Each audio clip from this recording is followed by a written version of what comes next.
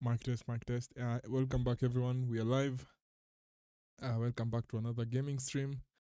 I hope you guys are doing well since the last time we saw each other, that is during the World Cup. Just a minute, I'm adjusting the chat. And we are good. We are good. We are good to go. Yeah, on another drive, that is on another gaming stream.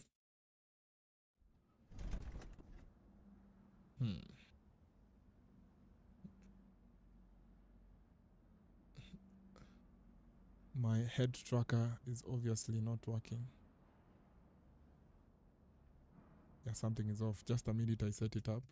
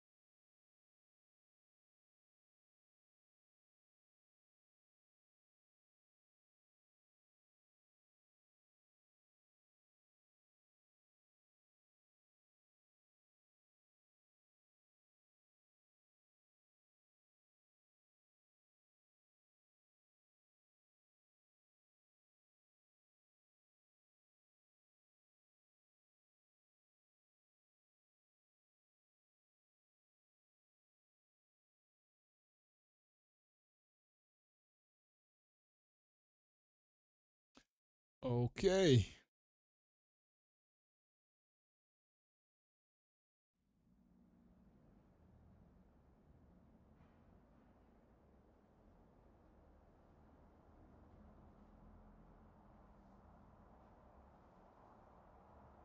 I don't know why it's not working.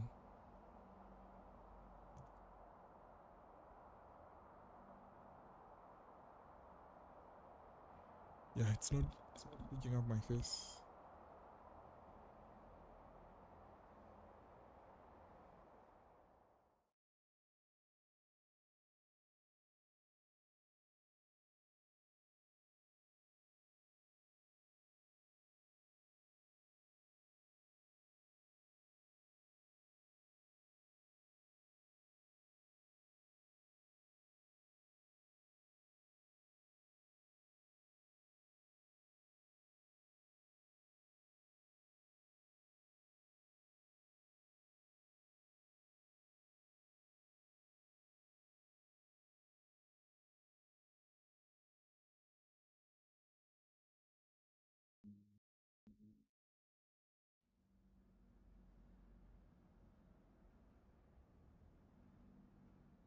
Bro, it's not working, Bana. I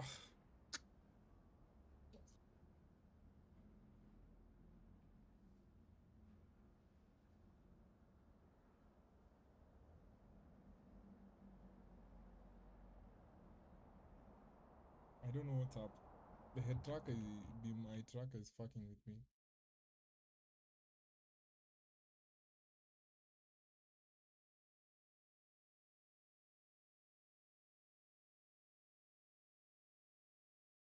I think the game is the problem. Let me just restart the game again.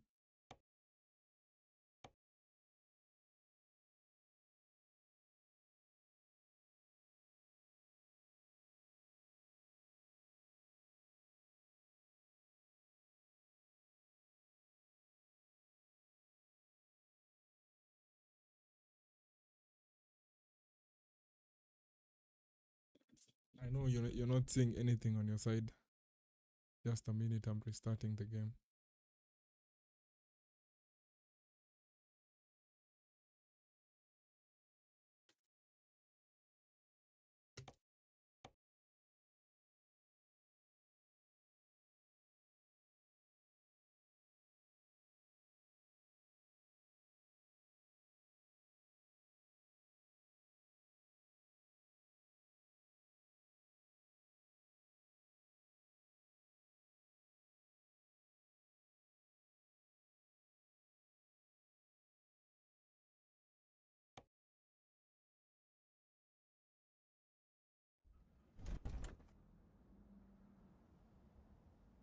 Why is the speed this crazy? Feel like it's too fast. It's not similar to last time. Let me just counter check the immersive settings, but they are all the same. They are all the same.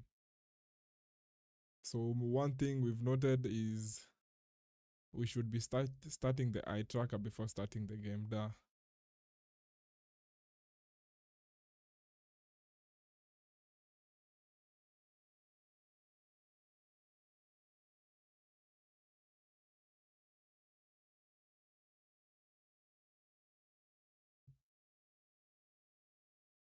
Okay, I believe you're good to go. Although it kind of feels odd. Something is slightly odd. It's not similar to last time. You see, even though it's very jammed. So this is the track. You're using the tanker.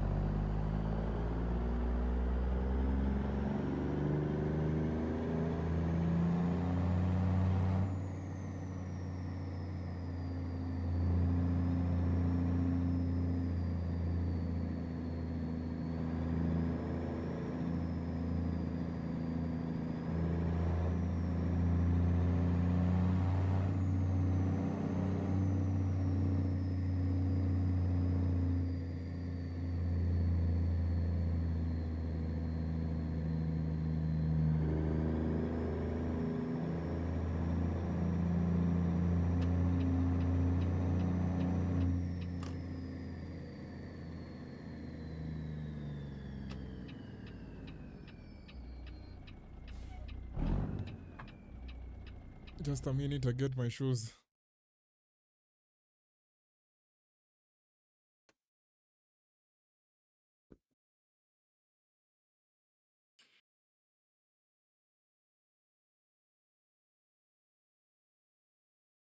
Hi. We can now bounce.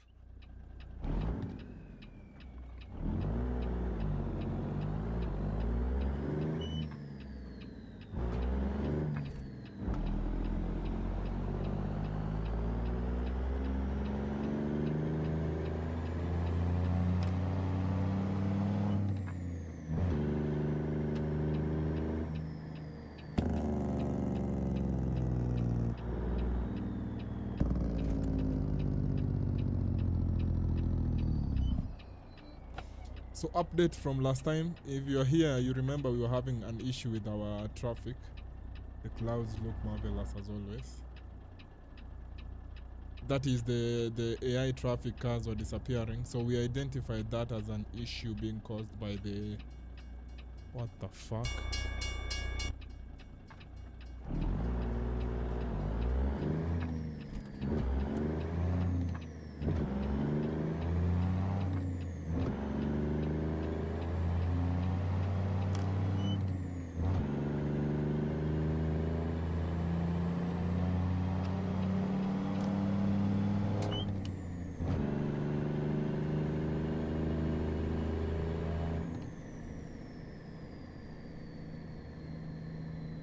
Yeah, so we identified that as it was being caused by the Crowley mod that we were using. So that is what was causing that kind of behavior. So since then we removed the mod and everything is back where it should be.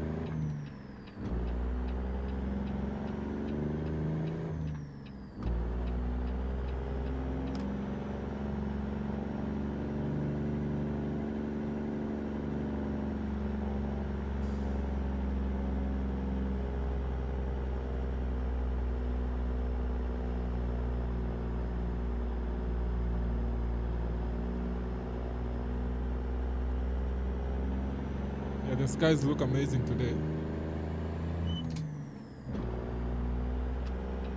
That is the clouds.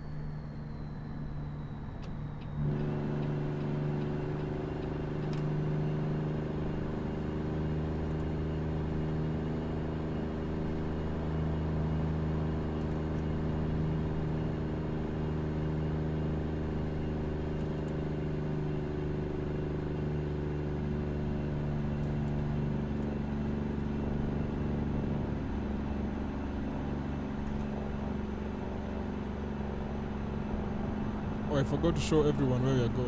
Okay, let's take the exit and then we'll talk about it.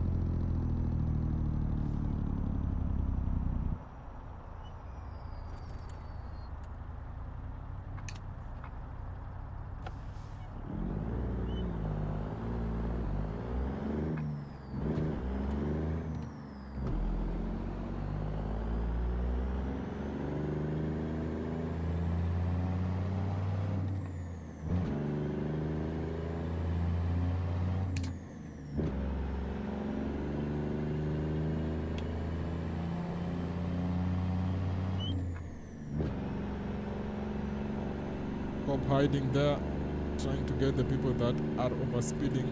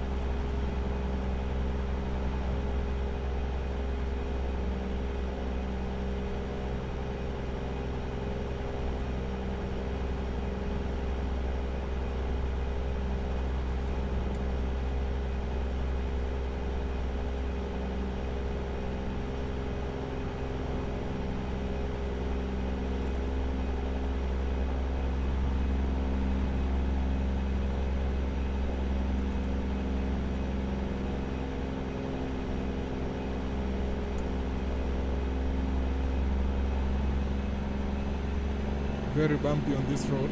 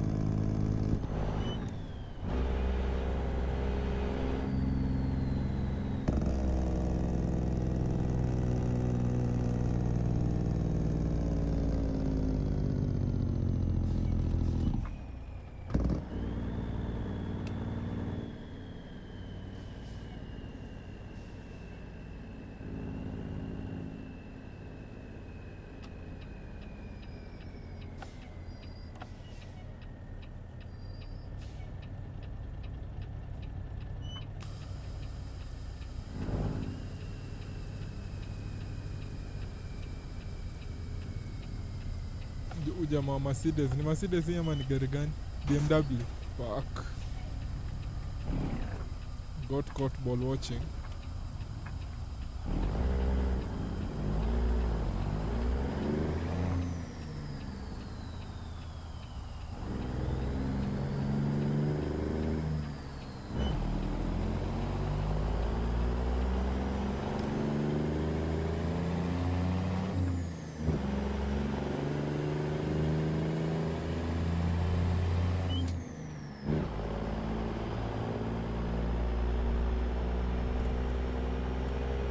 Kwanza mawe jamaa wa BMW anashangaa tumecatch up na yeye how quickly. We are howling over half, almost 30 tons ama tungapi 25.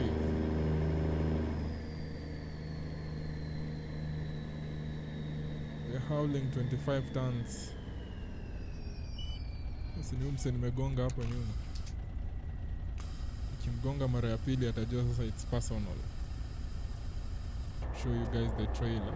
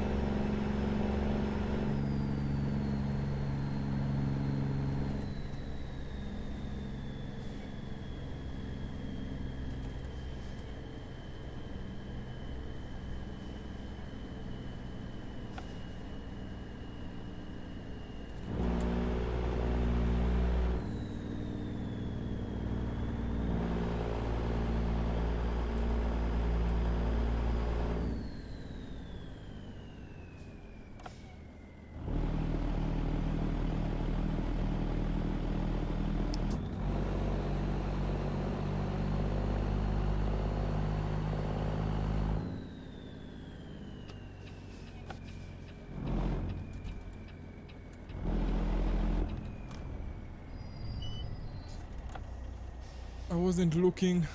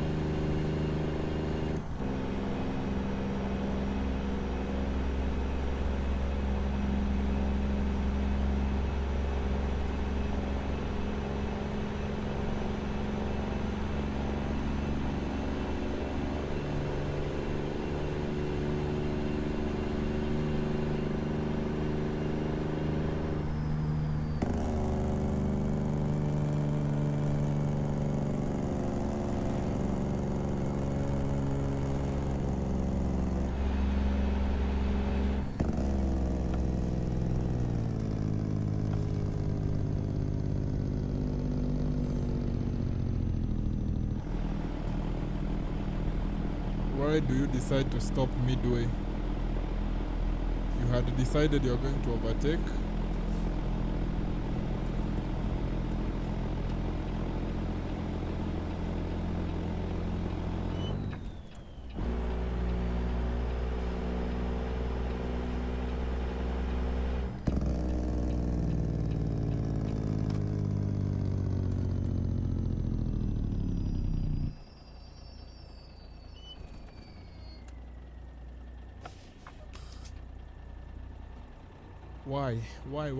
Why quit the overtake midway?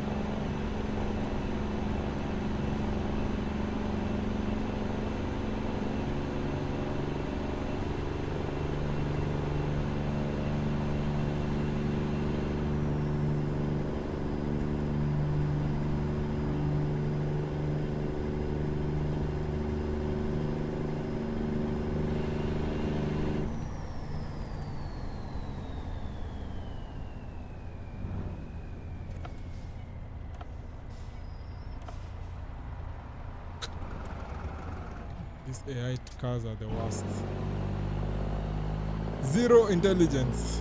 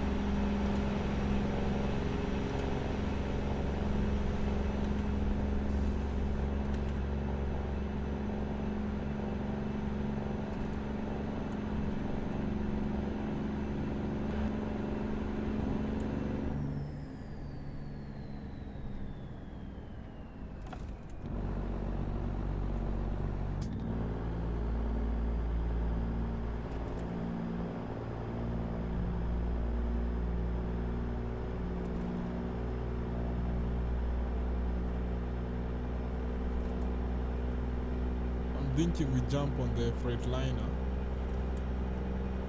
after this one, but I'm also doing what? I'm also thinking about the Kenworth, the W900. So niko confused kidogo.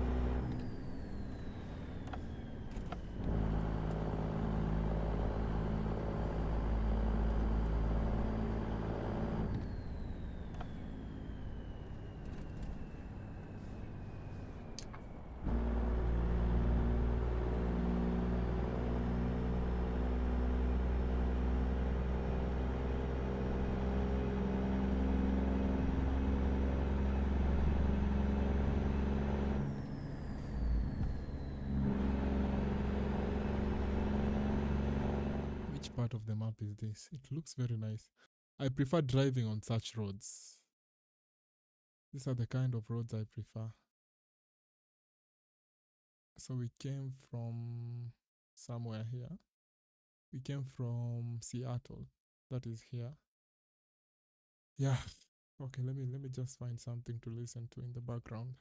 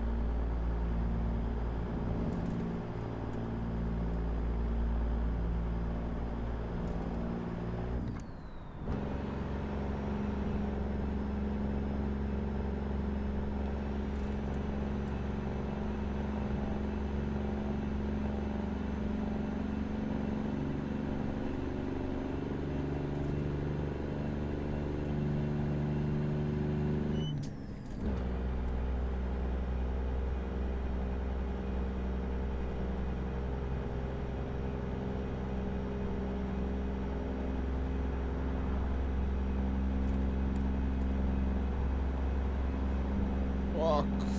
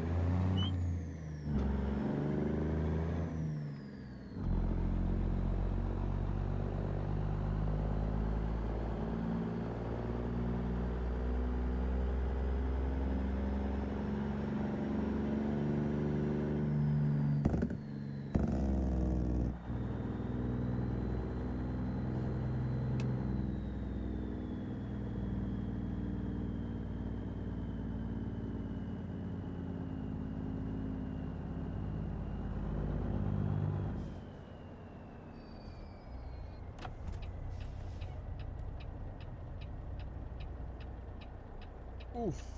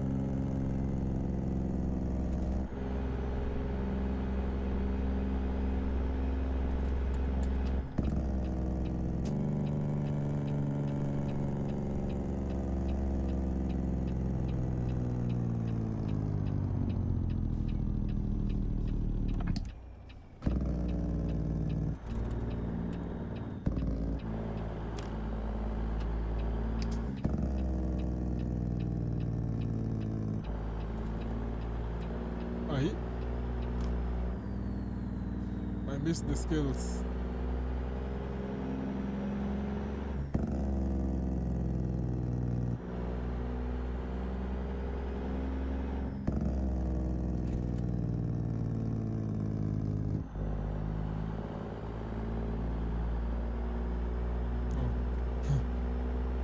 I was on the correct road.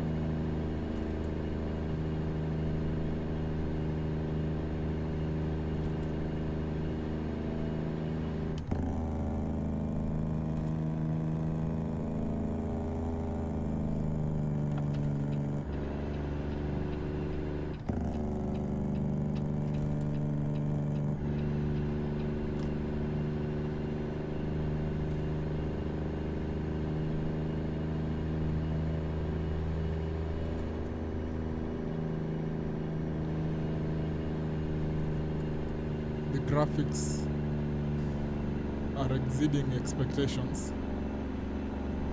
It looks very, very good.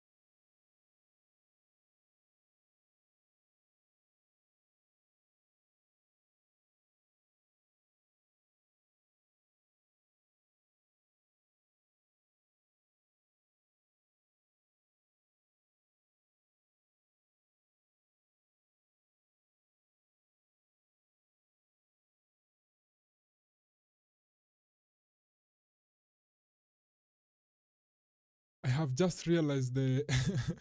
Sorry, guys. I just realized my chat wasn't working, and I'm seeing people have been commenting. So yeah, apologies. I wasn't ignoring you guys. It's just that my chat, whatever, the software that I use for chats wasn't working. So let me respond to this before I take a 20 minutes break. Morgan is here. He's saying you're silent. Now I can hear you. How you doing? Yeah, I'm sorry, bro. I honestly didn't realize the chat wasn't working. Where are we heading today? We've just finished our first job. Hello, how you doing? That is Ryder. What graphics are you using? So I'm using PNG. That is Project Next Gen. Alongside what we call it? Alongside Weather 3.7. That is what I've been using in the stream. I didn't realize that the chat wasn't working. So yeah, sorry guys for that. It wasn't showing the charts on screen. So yeah, those are the graphics that I use. That is with a 3 point. Maybe I can go to the mods and show you, because I'm going to take a, let me save this. I'm going to take a 20 minutes break, and then we come and do the second delivery. Let me show you how I've done what the load order for the mods. Just a minute.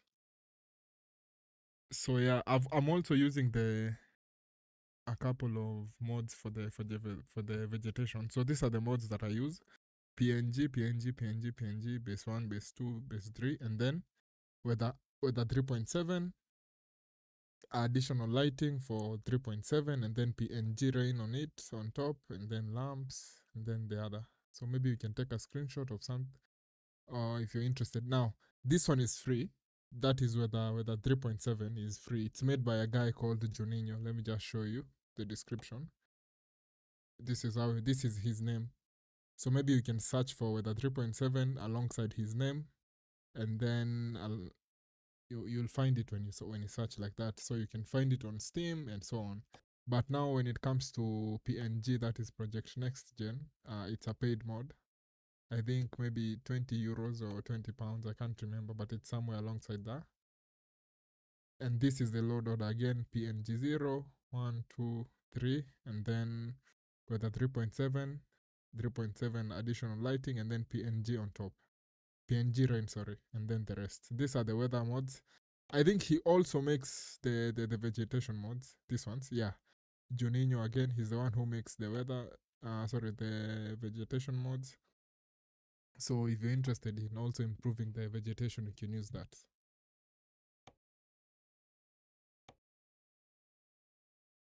I didn't realize the chat wasn't working, unfortunately.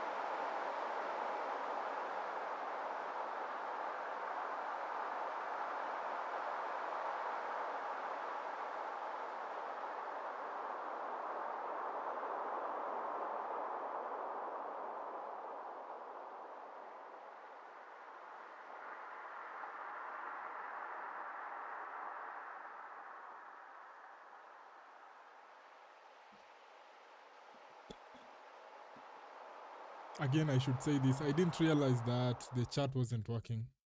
I wasn't ignoring your previous messages. Anyone that commented before. Let me just... I didn't realize.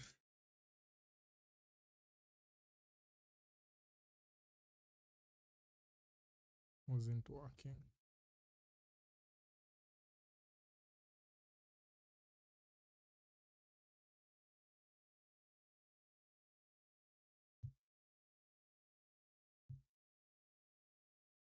Let me just put this on the screen for a few minutes. Yeah, I didn't realize that the chat wasn't showing me the messages on this side. I've seen a couple of people had commented. I think I've replied to your comments. There's someone that asked me about the weather, the graphics mode that I used. I said I use PNG. That is Project Next Gen alongside with a 3.7. If you go back to the 2 hour 15-minute mark, I was explaining how you order them, and I even showed the list of the modes on the screen. So yeah, apologies to everyone. I wasn't ignoring you guys. I hope you guys were having a good day.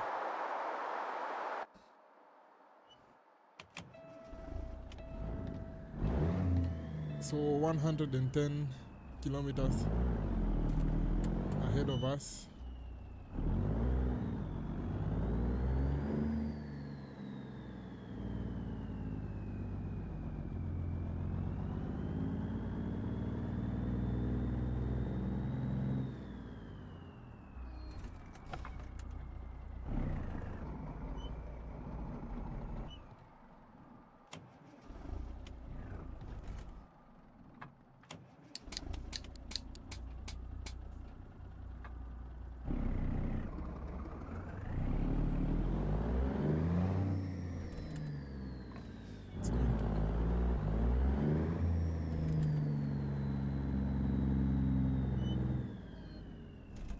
Very tight squeeze.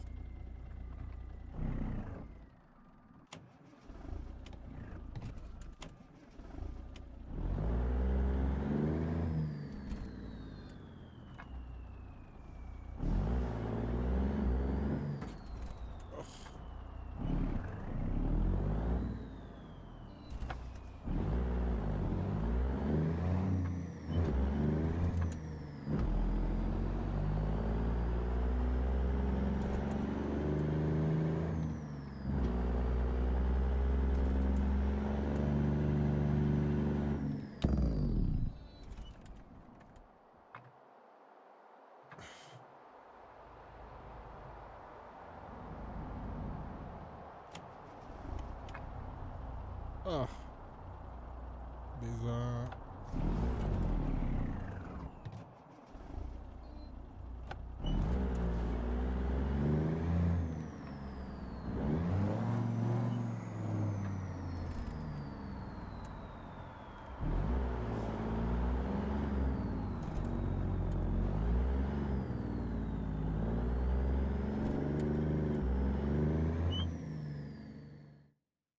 I'm all over the place.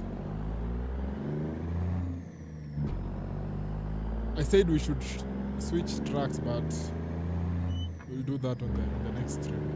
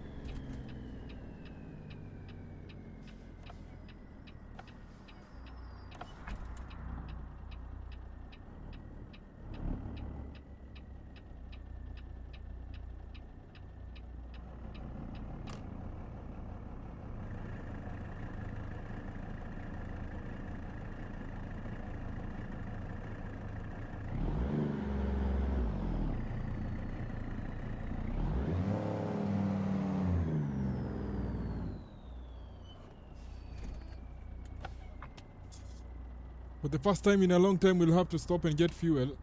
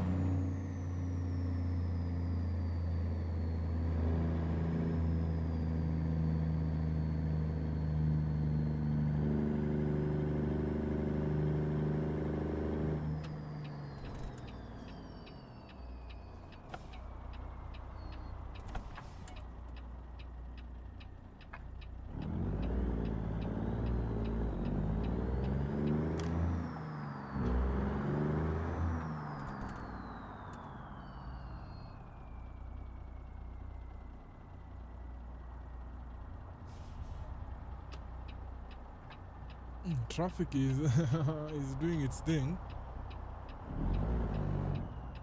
I'm finding it hard even to sneak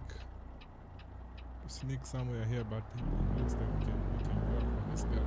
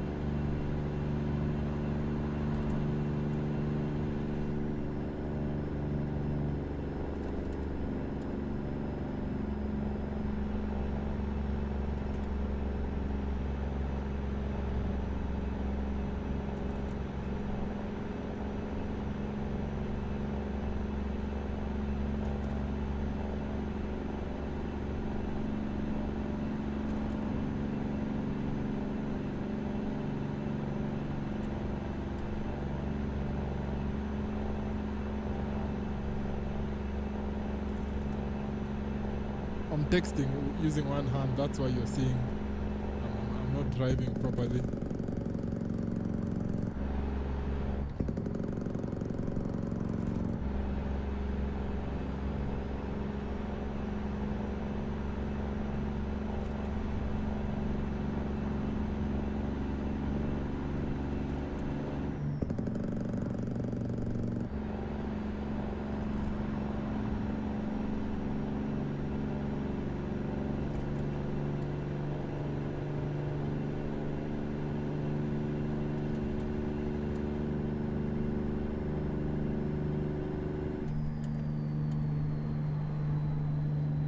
have 95 kilometers remaining.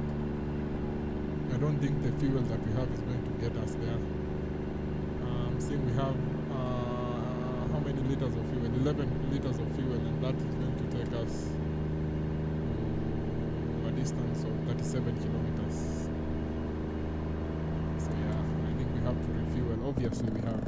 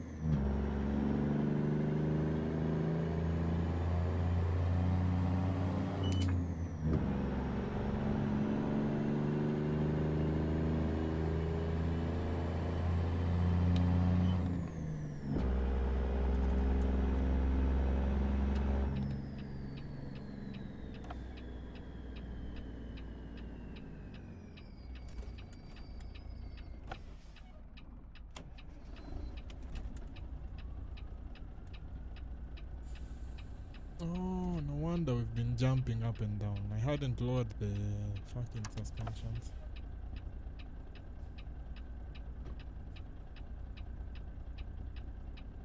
Very floppy, very floppy. And what's going on? Why am I being redirected when it comes to this road? ATS, what are you doing to me? I hope you haven't done something similar anywhere.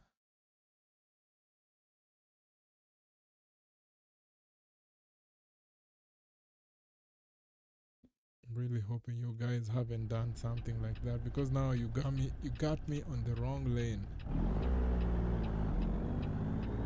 Because your map isn't reading the correct thing.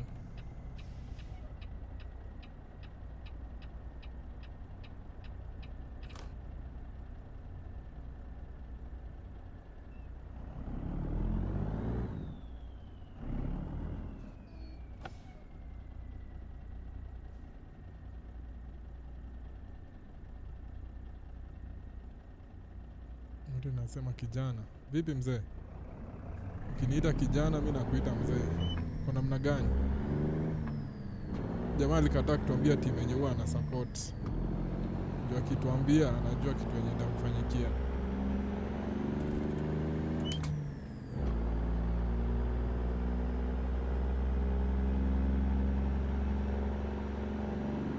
Machozi imeisha. Machozi ya nini? Ukiuliza maswali unakuwa specific. Hata saa hii tu nimetoka kulia, nilikuwa nalia tu saa hii. Sasa ukiniuliza machozi, as a matter of fact, when you're sending that message, I'm still crying. So lazima uniulize, lazima uspecify machozi ya nini. Sijui unaongelelea nini. I cry about a lot of things. So you have to be very specific.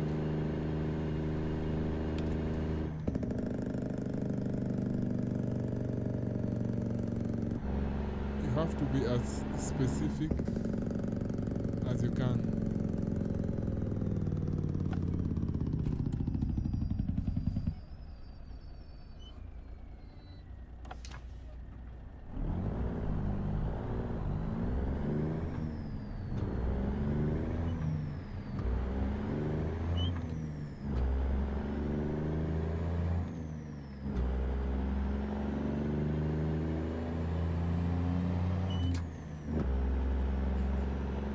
Anasema machozi ya Argentina. This is where I have a problem with you Martin specifically. Hizo time zote zenye tulikuwa tunafanya watch along ya Argentina, yenye Argentina ilikuwa inashinda, ulikuanga wapi hizo masimu? Where were you during those watch alongs? Sasa ndio umejitokeza as the fraud that you are. But thank you for caring about me to the point of even asking. As a matter of fact, I didn't even cry about it. On the list of many things that I cried about, Argentina, by the way, it hasn't been one of them, unfortunately for you. So hiyo answer ya machozi yangu kama imeisha machozi ya Argentina ni hakukuwa hata na machozi in the first place. Na utuambie tumeishi over the last 2 years since the founding of this channel, we have been asking you to tell us which teams you support. Haujawahi jibu hadi wa leo. 2 years. 2 years you're still escaping the question. You're very similar to Kenyan politicians. You are emotionally attached. Emotionally attached to Argentina. Stop running away from the question. You are like a Kenyan politician. You're very good at diversion tactics. Tell us. Juu sasa hata time ya World Cup huku tuambia una watch na support nani. Sasa wewe kazi yako ni kukuja kutokea kama hater.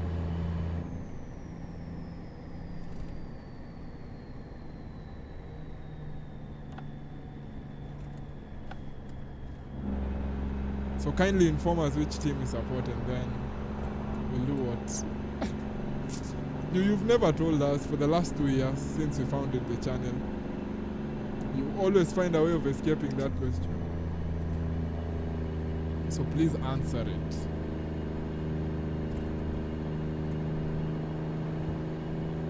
France. For the first time umejibu swali. France on the international level, club level. Tunataka club level. Club level ndio tunataka. Ndio whips zikuwe zinakuja. Si unajua ukituambia whips, we will be delivering the whips.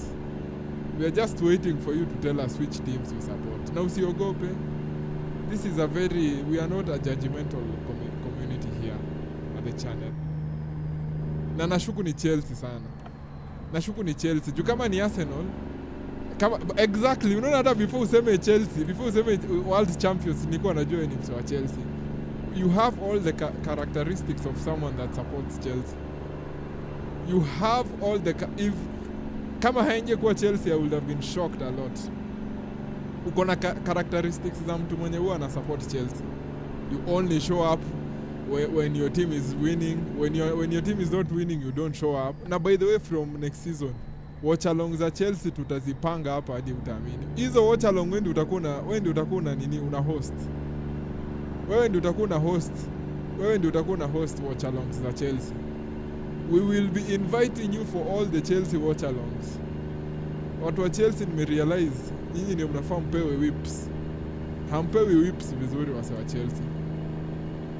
You guys need to be caned. And you need to be held accountable. Tukiwachapa kwa FA final ulikuwa wapi Martin? Martin, when Man City was beating Chelsea in the FA final, where were you? Ama you think we had forgotten that? During last season, when we were doing the FA final watch along, where were you? Where were you? Where hizo machozi za finals zimeisha? The graphics look amazing today. The clouds look lovely. Man City robbed us in the final watch alongs. Robbed where? Where? Robbed you where? Where? Be specific. Specific. I'm really hoping we are escaping the rain. I don't want to drive in the rain. I think we should go and get some fuel up ahead. That's the best decision because I see we have some 20 kilometers of fuel remaining. Hakuna robbing. We didn't rob you guys in the finals. Stop coming up with excuses. You're just coming up with irrelevant excuses, telling us that we are robbing you. We didn't rob you anywhere. I'm getting some fuel up ahead and then we'll go back on the road. But Martin, I hope you've received the memo.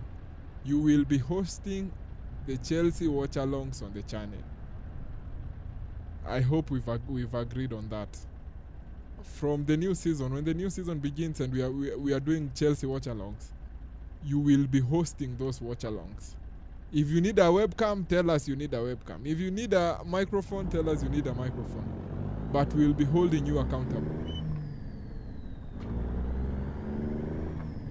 So get ready. The fixtures are ready.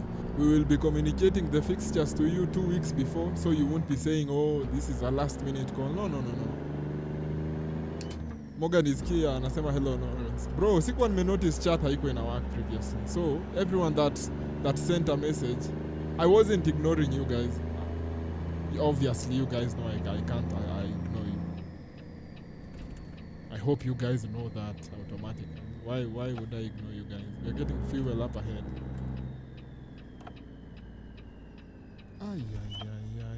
Hii petrol station imekaa namna gani? Hii petrol station iko na mafuta hata kweli?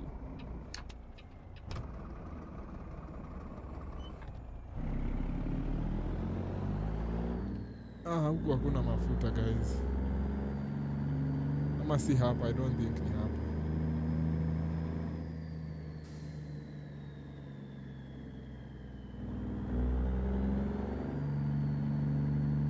I made a wrong turn. I took the wrong turn. That's not the petrol station. This is the petrol station. Why does it look pink? Mbona inakaa pink? Is it safe to step on that thing? Because this game is very fun. I might step on it and then I go underground. Morgan is here anasema we can't assume you are not above it. I can't ignore you guys. Even you guys know that. That will be impossible. Yeah. It's a fuel station actually. Now I don't know if I'm actually fueling the truck because it looks very off. Looks very dodgy. Yeah, we are good. You can see we've fuel station in a car on. I'm bado iko in development. We've refueled at a place that is still under development. Gearbox yangu, guys, we need to find a new gear.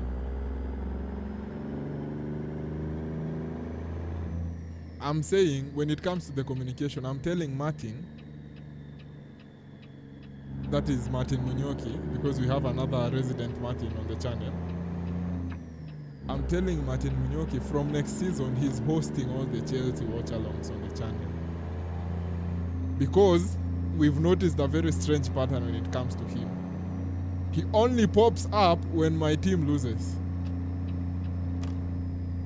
When my team is winning and we are doing well, he never shows up.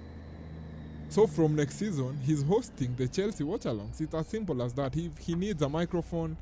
Kama anahitaji webcam, atuambie sahi, we start contributing. Tutafungua WhatsApp group. We buy those things. But from next season, we expect him to be here. Hey.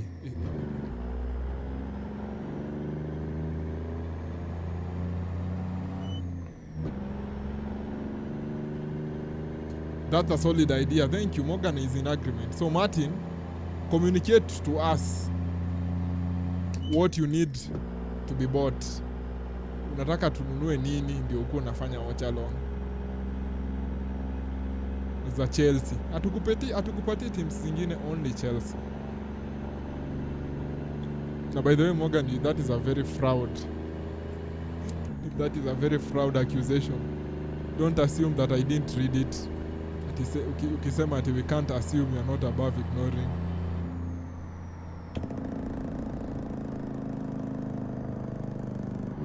Anasema I will be there. Shabby Ball must be televised. Thank you. Do we assume that is a commitment from him? He has already committed to doing this. Akia nani next season? Next season sasa unajua sisi wote other than Arsenal, everyone else is beginning on level 1. Teams zote zinaanza level 1. Liverpool, Man U in a way because ile fraudery enye Carrick alikuwa anafanya last season, we know he was lucky. So it's like he's now begun his full season. Heavy traffic, maybe I can squeeze ahead of this truck. Yes, I have. Ile fraudery enye Michael Carrick alikuwa anafanya last season when he was only managing a team that was playing in only one tournament. So Man U has a new beginning, Chelsea has a new beginning, Liverpool has a new beginning, Man City has a new beginning. Everyone is on ground zero apart from Arsenal. So next season is going to be very, very wonderful. We will all feel, and I hope you guys are ready for next season. Because next season is going to be very, it's not emotional. It's going to be a very good roller coaster for everyone. Everyone will be experiencing very, very good highs and very, very big lows. Na mtangoja tu muone. Bana, hii map inanipeleka round and round. There hasn't been a time when I've driven for like 5 kilometers without having to take a turn. Sijui kama there is kuna mods zinazoenda. Morgan anasema by the way, we've never spoke about Rogers transfer. Watch hata Martin atupatie his thoughts. He's our resident Chelsea correspondent. We need him to give us his opinions on them signing Rogers. What did they see in him? What kind of expectations do they have for him?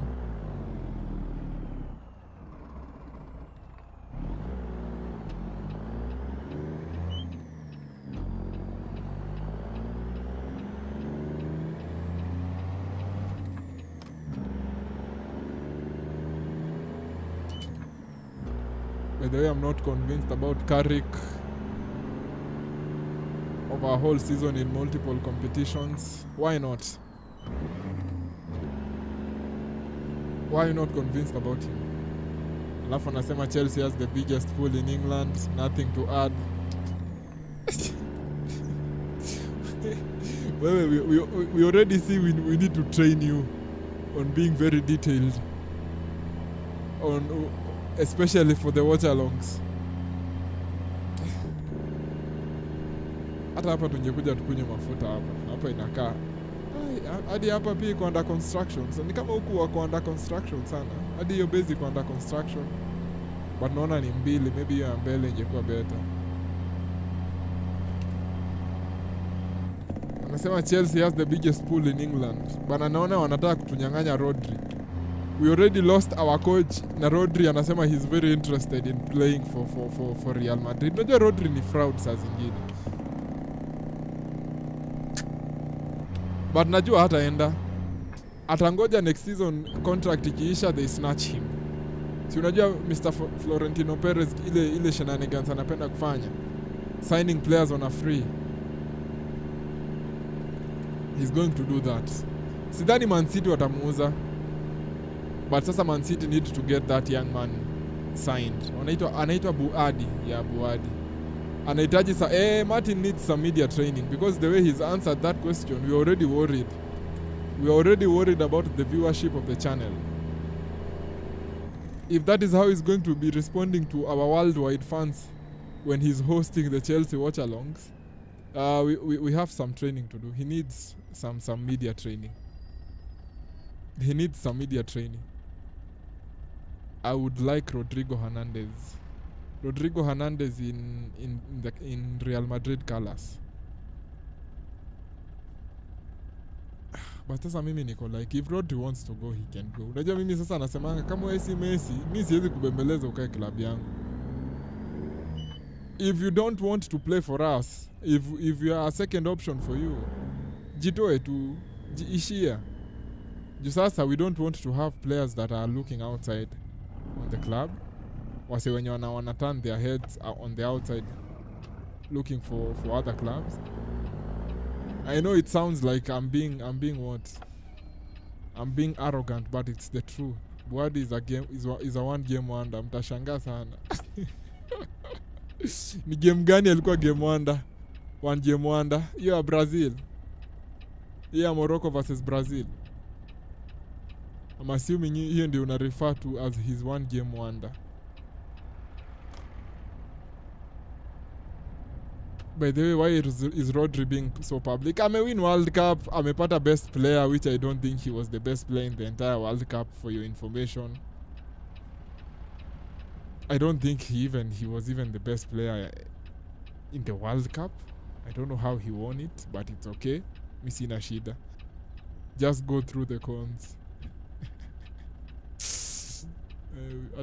You need to be removed as them. You are our co-driver on the channel. Our main driver akigonjeka tukiwa on the road, wewe ndio we would rely on you. But on several times you've made some very, very fraudulent comments about, you've advised the driver very poorly a couple of times. And you have 6 months remaining on the contract. If we don't renew it, I think you'll know why.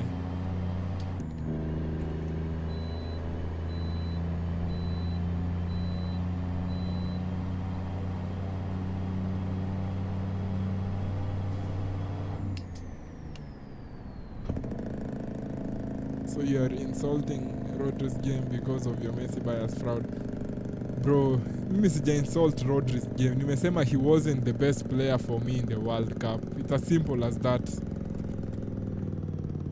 He wasn't the best player for me in the entire World Cup.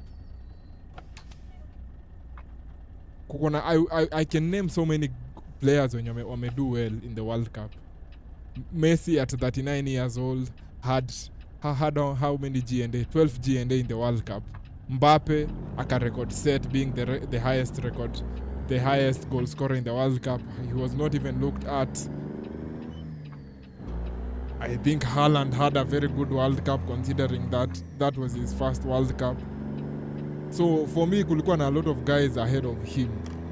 It sounds like mtu anaweza sema it's because they defeated you guys in the final, but it's not true.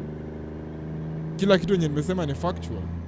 Mbappe broke the record for the most goals in a nini, for being the highest World Cup goal scorer. Si mlipatia Fernandes PFA kwa sababu alibreak assist record. So mbona sahi nikisema Mbappe mbona yeye hakukuwa considered? You think I'm biased? Messi at 39 years old, 12 G&A, 39 years old. 39 years old, akona 12 G&A in the World Cup. You see? So for me, that is just my opinion. Morgan anasema Rodri knows a thing or two about robbing stuff. Why? Because of a fraudulent. It's not fraudulent. See, it's actual. It's actual. Hizo 12 G&A, he scored them against professional national teams. Hakuscore against Sunday League team yenyu.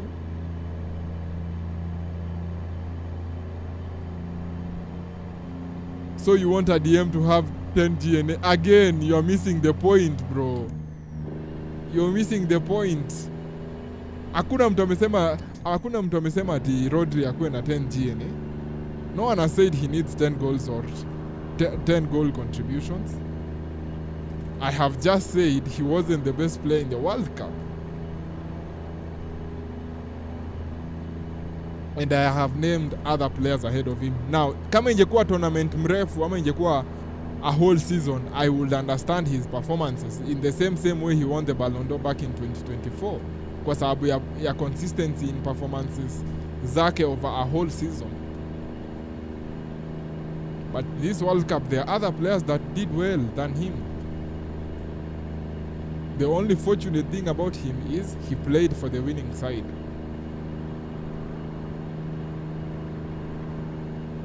Na sisemi hivyo hata juu ya Rodri peke yake. Hata 2018 I was saying the same thing about Modric.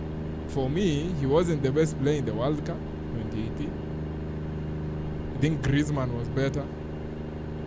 Mbappe was young. I don't know if Mbappe won the young player of the tournament back in 18.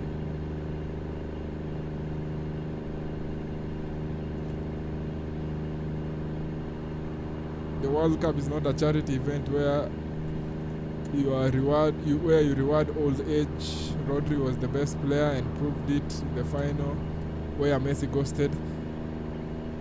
If you feel he was the best player, then your thought has been validated by the fact that he won the award.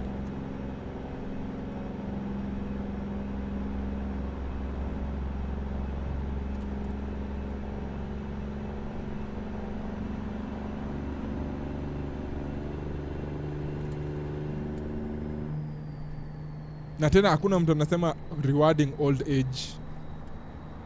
If Lamine Yamal had 12 G&A, I would have said Lamine Yamal was the best player. If Lamine Yamal ndiye break record ya most goals scored in a World Cup, mtu mwenye akona the most goals in World Cup history, I would have said the same thing. Kama ingekuwa Mbappe ndiye okay, Mbappe ndiye break basically.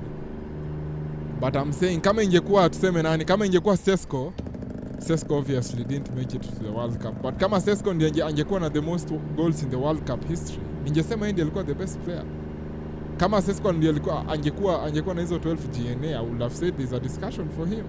So usi tag Messi kwa sababu unasema ati nasema hivyo juu ni Messi peke yake. You can't win a golden ball with AFCON goals and then ghost in the brightest lights. Again, very biased. 2 assists against England when his team was 1 goal down. But you don't want to have those conversations because they are factual. Umesema mambo ya AFCON goals. I don't get it, if I'm being honest. If Cape Verde knocked out Argentina, ungekuwa ukisema you got knocked out by Argentina. If Algeria defeated Argentina on match day 1, ungesema Argentina mlishindwa na Algeria. You see? So you're just using what happened to make up your argument. Kama Algeria wangeshinda Argentina, singekuwa unasema Messi alighost against Algeria aje. You would have been doing that argument. But sasa unasema alifanya hivyo kwa sababu ni Algeria pekee. You see, like double standards. you're using it either way, either situation, you would have used it against him.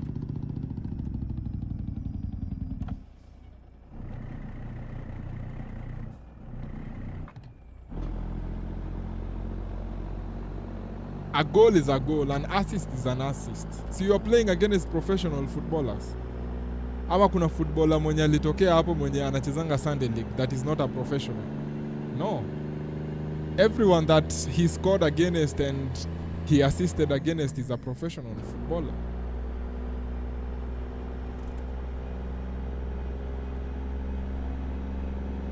Mbappe pia aliscore goals against Paraguay. Mimi si ujasikia nikishit talk Paraguay. Assist zenye Bruno Fernandes alibreak nazo record last season. Kuna zenye zilikuwa against week. I've gone through a red light. Kuna zenye zilikuwa against weak teams, but at the end of the day si ndiye alipatiwa hiyo record. Na tena at the same time it's not Messi's fault ama Argentina's fault for the fact that teams kama Portugal hazikuenda semi-final. Like is it their fault that Portugal draw na DR Congo, Dr. Congo? Because if Portugal did well, ama did as expected, they would have played against Argentina.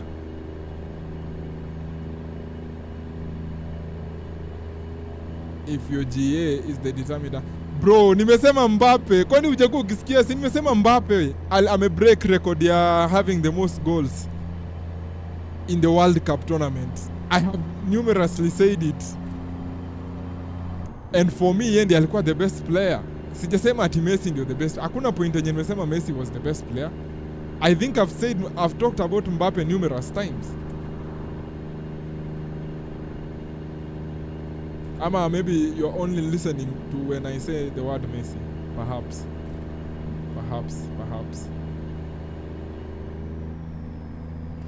But sasa I am hoping, unaona venye unasema GNA is not everything. I'm hoping you apply the same thinking when it comes to this year's Ballon d'Or.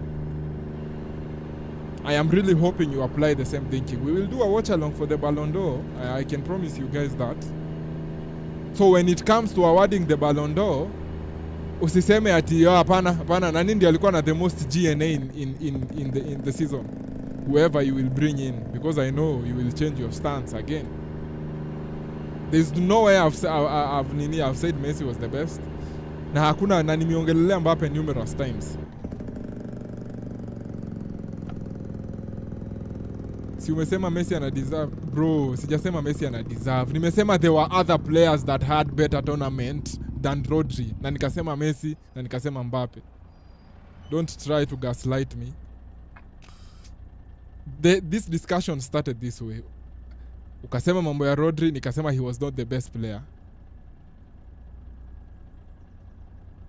Sasa mambo ya Portugal did not register 8 attempts on goal in 90 minutes.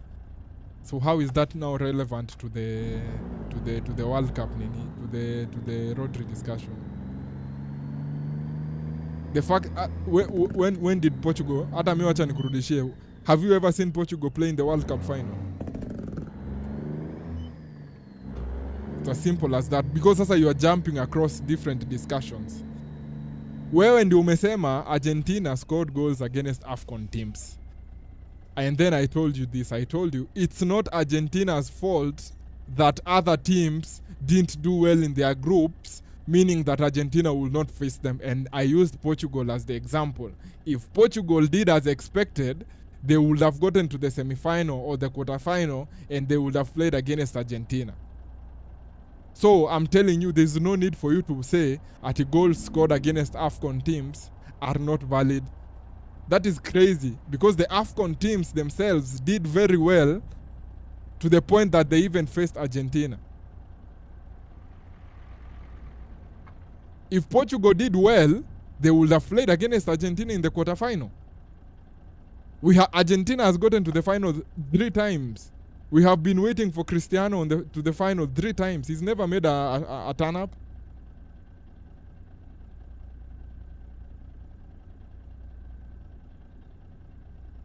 Do you see how easy it is to shift the argument from one side to another?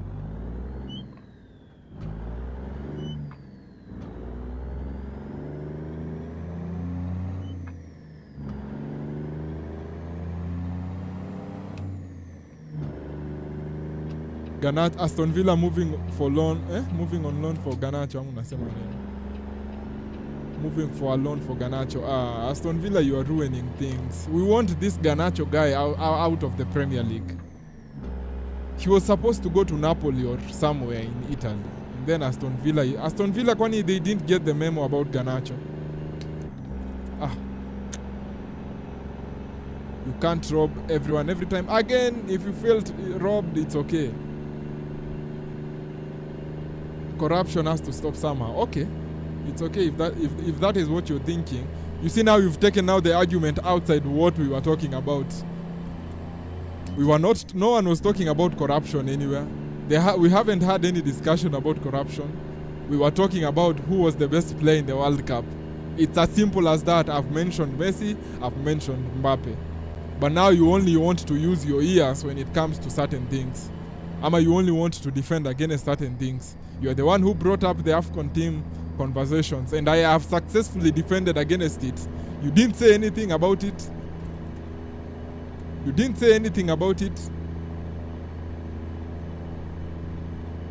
Sasa sahi umekuwa politician, unaanza kusema mambo ya corruption.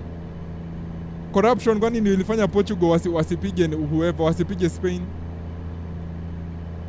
Corruption ndio ilifanya Portugal wa draw na DR Congo. Corruption ndio ilifanya Brazil watolewe na Norway. Corruption. Sometimes just be honest with yourselves. I know it's very difficult for you to be honest with us, but be honest with yourselves. Hakuna corruption. Si kila mtu alikuwa anaona hizo game. Brazil walitolewa na Norway. Hapo kulikuwa na corruption. Portugal walidraw na DR Congo. Kulikuwa na corruption. Portugal walidraw na Colombia. Kulikuwa na corruption. Because sasa unasema we are robbing people because of corruption. Hakuna mtu aliambia Portugal washindwe kuscore against Spain. Hakuna. So your corruption argument is invalid.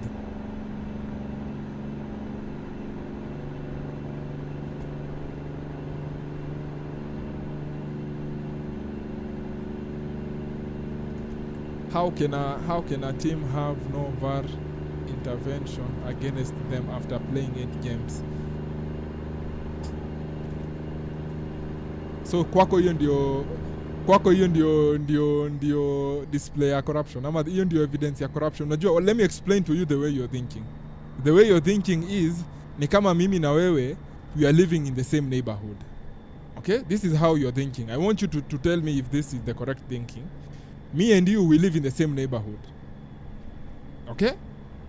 But sasa the difference between me and you, when I go to sleep at night, I make sure that my house is locked in case wezi wakuje hawataweza ku break into my house. That is so skiza hii analogy. I want you to listen very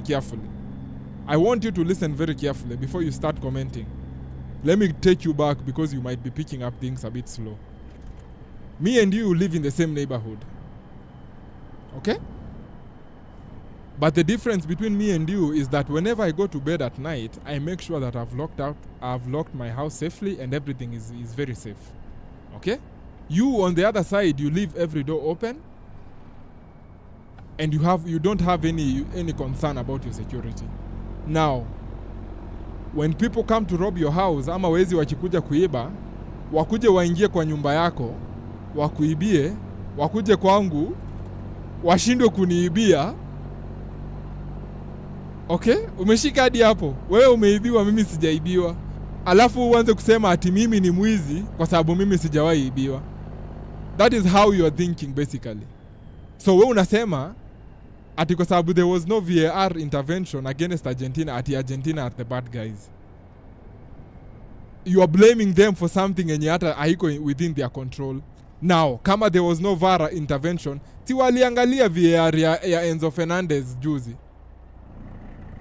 Kama kuko corrupt venye unafikiria, mbona Enzo Fernandez akuwe sent off in Argentina's biggest game in the entire tournament in front of the whole world. Si unasema it's very corrupt. Kama angekosa kupoa yellow card, ungesema VAR ni mbaya. But how comes alipoa red card in the final? In the final, mbona waibiwe kutoka game 1, game 2, game 3, round of 32, round of 16, quarterfinals, semifinals, and then ifike kwa final wapoe red card? Why would the people that are doing that for them allow it to happen? Why? To explain here, because you're the biggest. You're saying things are against them, are for them. Why do they get a red card in the final then? Why? Mbona wapoe red card in their biggest game? Hiyo ni kama wewe umesoma vizuri, umefanya subject 1 out of you are doing 5 subjects in the exam. You've done 4 subjects very good very well, and then in the final subject unaamua utaibia mtihani ushikwe, and then unakanseliwa mtihani. Why do all that hard work in the previous 4 exams only to make yourself fail in the last most important exam? Like, do you see how your thinking is very very wrong?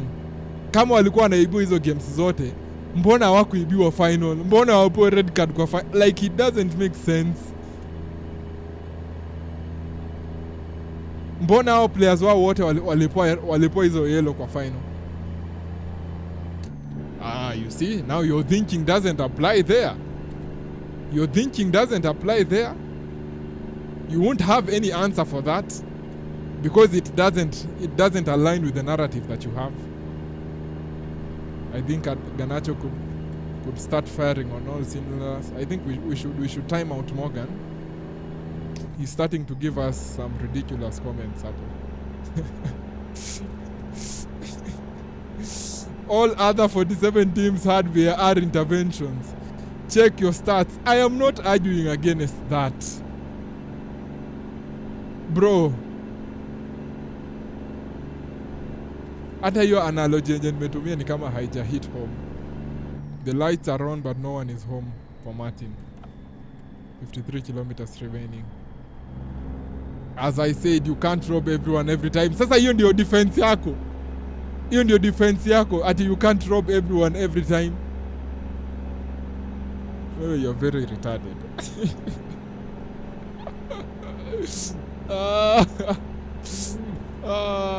Bro, this is why I hate the internet, because I'm arguing a discussion yenye hata ifai kuwa inakuwa argued. Game 1 against Algeria, you said nothing about that. Game 2 hata sikumbuki Argentina anacheza against nani. The only argument uko nayo ni against nani?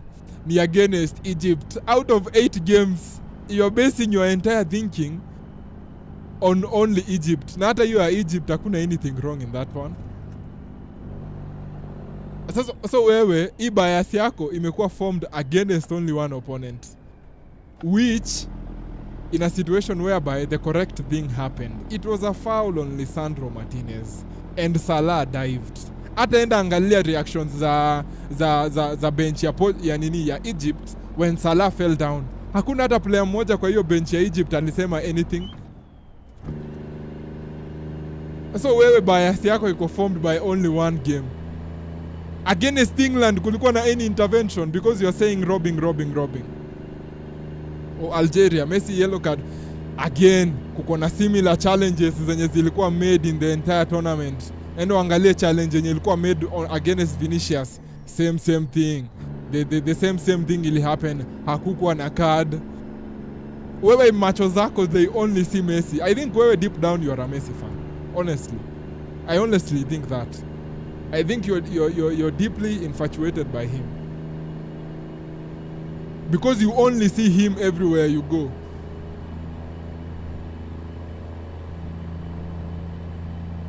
But sasa, si things zili work out in your favor.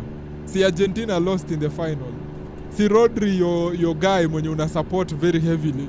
Si he won the golden ball. Si wewe sahi you should be celebrating. You should be very happy as a matter of fact. You should not be trying to prove anything more. Your team, your nini, the things went your way.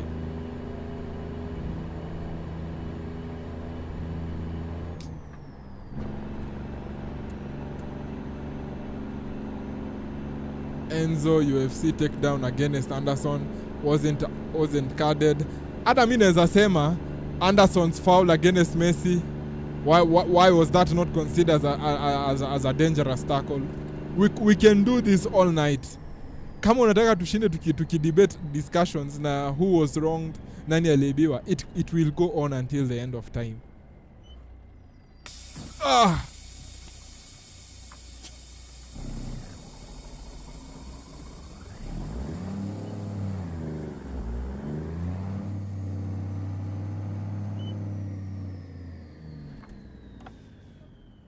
In fact, I'm here to gloat. Sasa gloat, saa you should be gloating. Player wako Enzo Fernandez wa Chelsea alikuwa sent, alipewa red card. Although last World Cup yendi alishinda best player. See, you are using that when he signed for your football club. Kuna sema our football club has FIFA's best young player.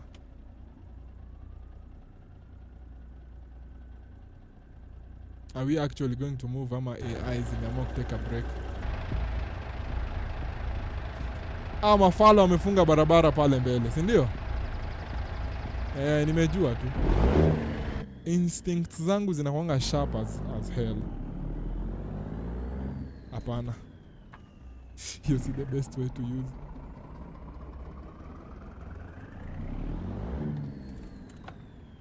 AI zimechanganikiwa pale mbele. This is something that will happen. You see, when we start using AIs as our main transport system, events kama hizi zitakuwa zina happen where the cars just get confused and they don't know what to do with occasions. Unaona sasa kama hao wamefungiana barabara hapa. Huyu mse wa sedan amefunga barabara.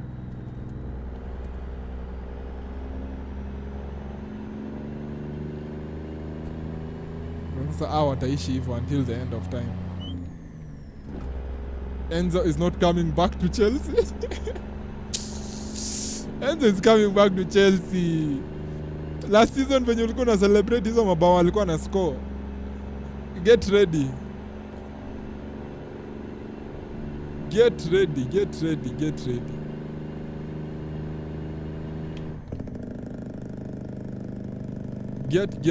ready.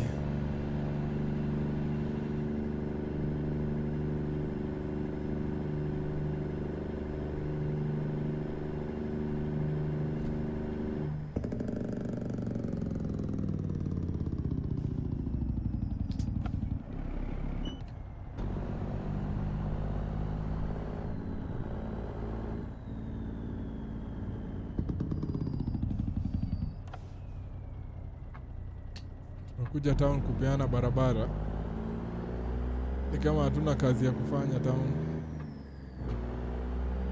But Martin, celebrate. But that's the weird thing, you're celebrating but it's not even your team that won. That is, na ndio maana sasa nyinyi hata you are not even celebrating anything. You only celebrated the after the first 2 hours when Spain won. Since then hata ujui, you don't even know any other affairs za Spain. I think inakuanga one of the disadvantages ya celebrate for other teams and not your own is that you only celebrate for the next 2 hours and then after that you're back to hating.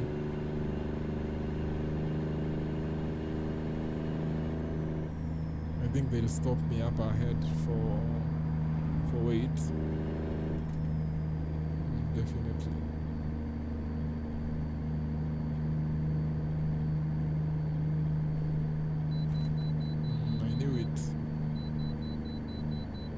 They couldn't help themselves. Sasa way station ni right.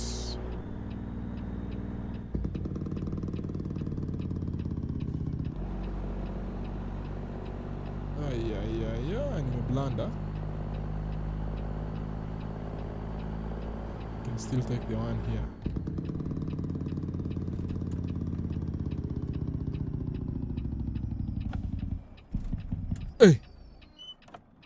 Nini mbaya na hii? Imeharibika. The track is broken.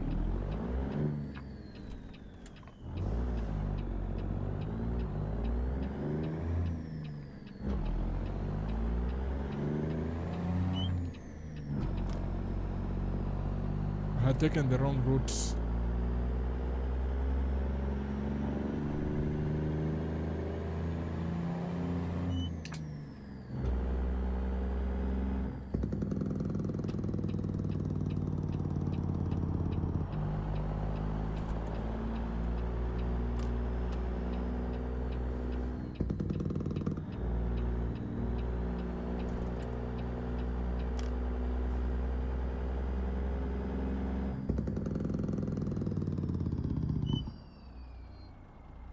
Sema he already made it clear before the World Cup.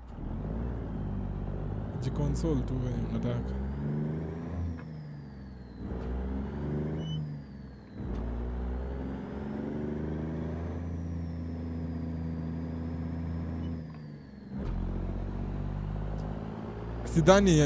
Sidhani itakuwa hivi. This is what will happen according to me. It's either yeye ndiye ataenda Real Madrid and not Rodri, ama Rodri ataenda Real Madrid and not him. I don't see them signing both of them at the same time. Alafu unajua yenyu pia, yenyu it's a what kind of signing? It's a very expensive signing. You bought him for I think 110 million. Ama more than that, but you bought him for over 100 million and you've tied him down for contract how many years? I think 7 years. In expire huko 2030. So you guys will need a lot of money for him. And yes, and last season he was your best player. But Real Madrid are not going to pay over unless ikuwe kitu kama 80 million.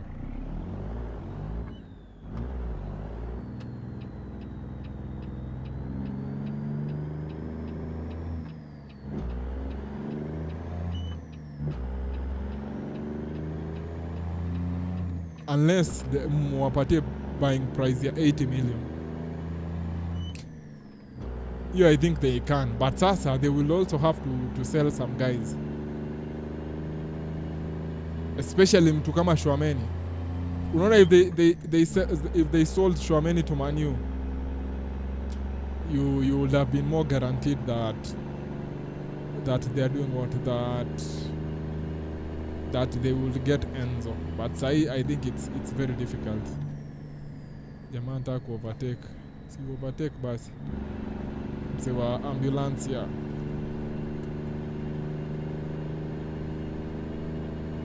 But anything below 80 million, sidhani Chelsea hata watakubali. Why would Chelsea accept that? Si umeona situation ya Julian Alvarez with Barcelona and Atletico. Akona release clause ya 500 million. He wants to say that he wants to leave. At the end of the day, club ndio ina dictate things. Kwa sababu si wewe ulisign contract with them. Na contract inasema if someone needs to buy you, they have to pop 500 million. Barcelona won't pay 500 million. So the only thing the Barcelona can depend on is for the player to akatae. Aseme mimi nataka kuenda kabisa na sitaki kukaa hapa. Lakini sasa at the same time sioni kama Enzo akona hiyo option juu. Sidhani Real Madrid they are that highly interested in him. So Enzo's situation it's not as guaranteed as you think. Especially since the Rodri to Real Madrid talks began. Be careful. Utampata tu you're cheering for him. Anavanga number 8 ile ya Lampard. You'll be during the Chelsea watch-alongs which you'll be hosting next season. I know you'll celebrate an Enzo goal, and I will be there. I will be there to call you a fraud. We already signed his replacement, Barco. I don't think Barco ni the same type of player, but okay, after his agent made him available. They are not the same type of player.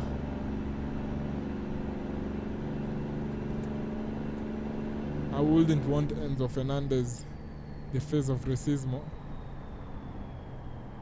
I'm usually not against Argentina, but I dislike him. Mogada anakuja clutch. Hizi pedals zangu zinahitaji some adjustment, especially the brake pedal. And I react very poorly.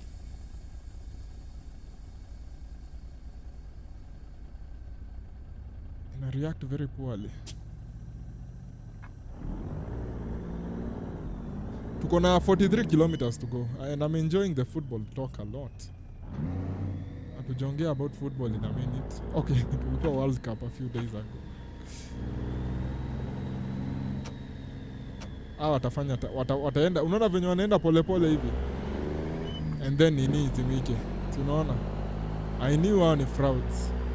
And then time iishe wakiwa hapo tu wanazumba zumba.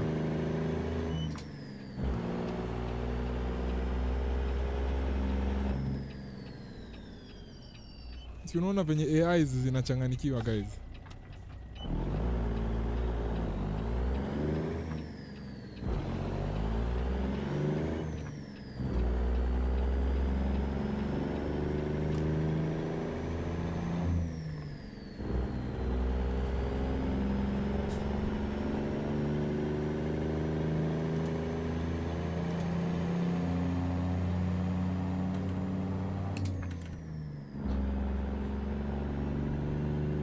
But it's okay.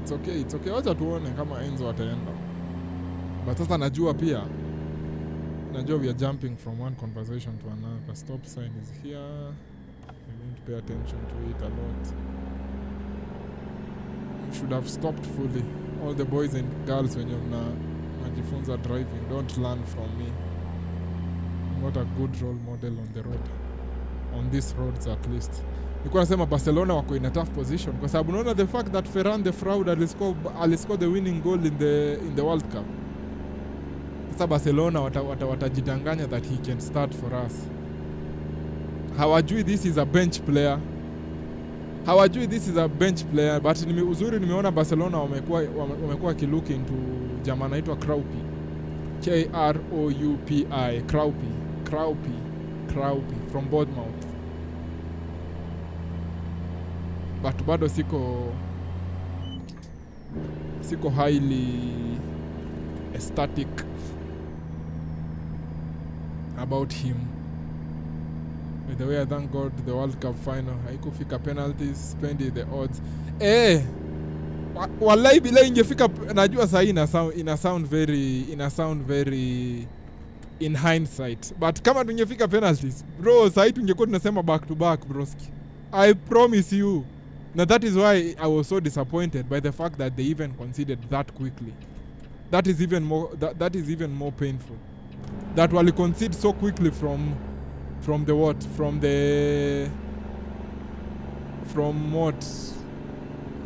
after the second half began, that is. Kama tungefika penalties. Guys, I'm telling you tungekuwa na t-shirts zimeandikwa back to back. Tungekuwa na t-shirts zimeandikwa back to back sahi. Ferran Torres is going to PSG. We'll see.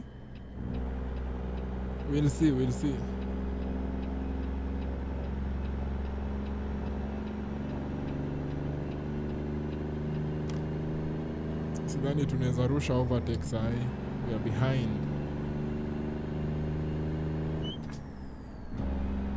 Bana hiyo the first delivery nilienda 105 kilometers with 2 hours. 2 hours. Do you know how slow that was, the first delivery? Hata nilikuwa nashangaa what's happening.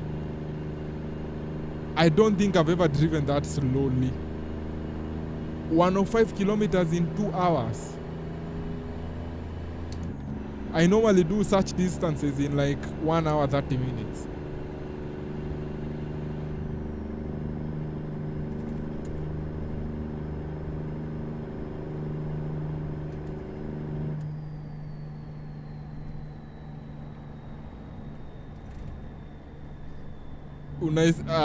Sikia sasa wewe you don't watch La Liga.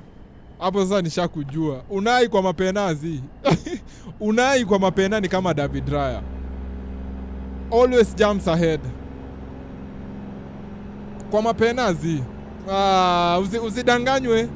I know they won, but usijidanganye bure. Usijidanganye bure bro. Unai kwa mapena.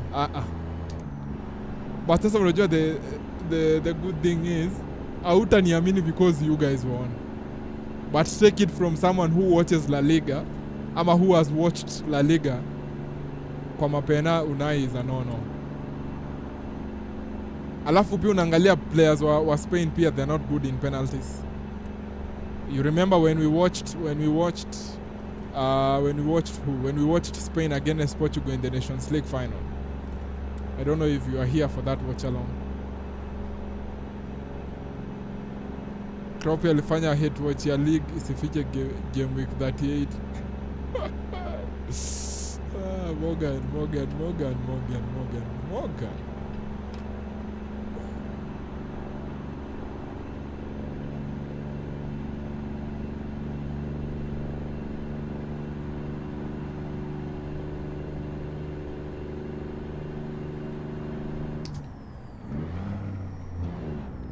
Mbona gear ni kama itabidi nimechange hii gearbox, that is nirudi kwa ile yenye nilikuwa natumia previously. Kuna venye nikiplay hii game for long, when I switch the gears high peak.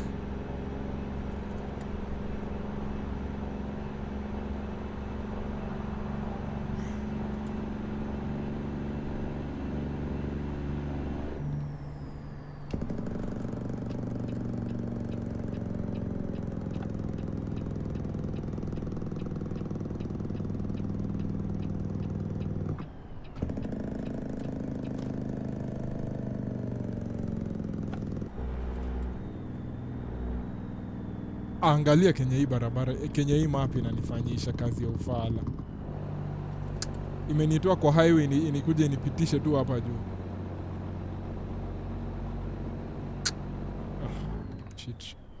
Shit show.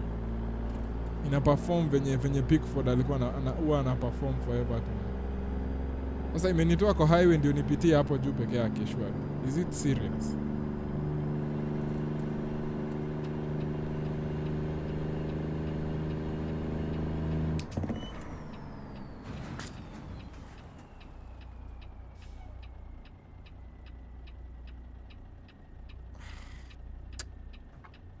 Sitaki kusema msi yako mbele yangu slow down. But slow down.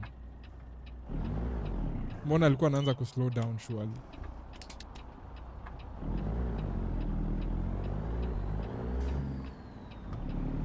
Ama ni mimi nimeona zangu. I think slow down. I honestly think he started slowing down. It's okay though. I was also carrying a lot of speed. Sasa unaona that one mistake yenye tumepitia huko juu kwa navigation imefanya hiyo mess yote.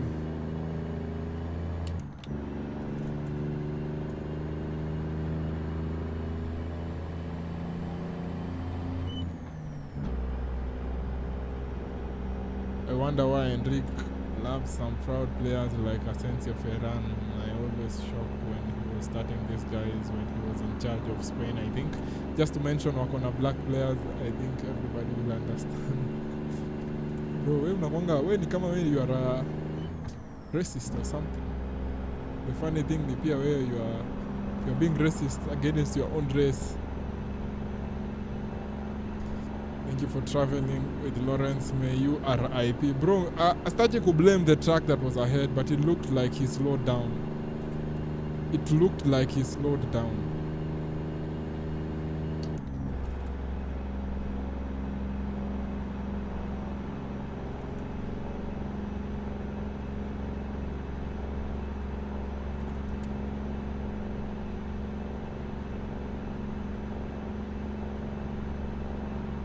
Navigation iko messed. I think your decision ya use small roads was not the best, because sasa sinaona it's sending me to places where I should not be going.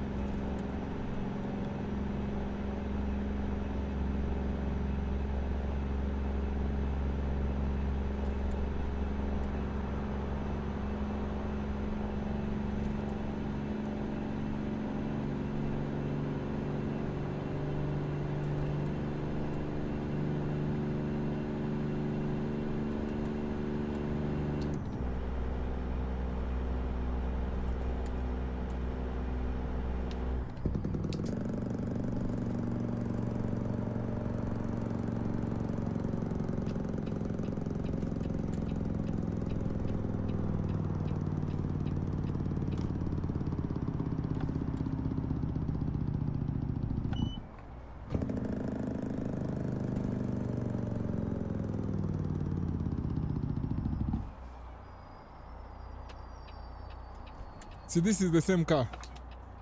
Or the same truck and we caused an accident with.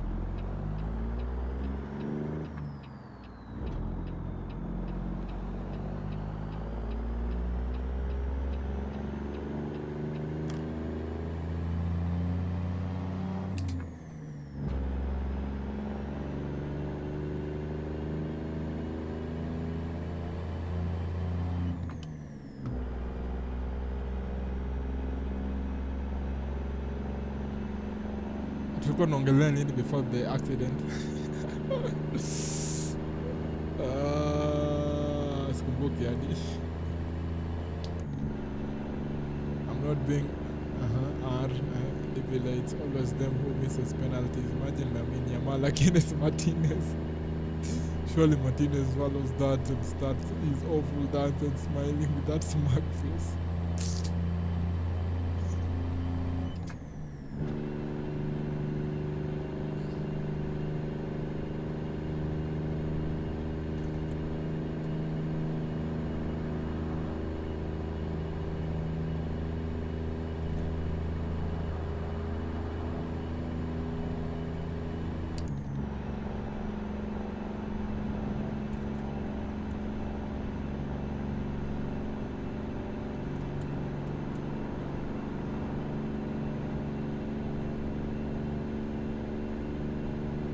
$29 kilometers to go. Why is it saying 1 hour 21 minutes? 1 hour 21 minutes is the amount of time remaining. So I'm going to cover that in 48 minutes. Yeah, makes sense. So it's basically like 30 minutes from now.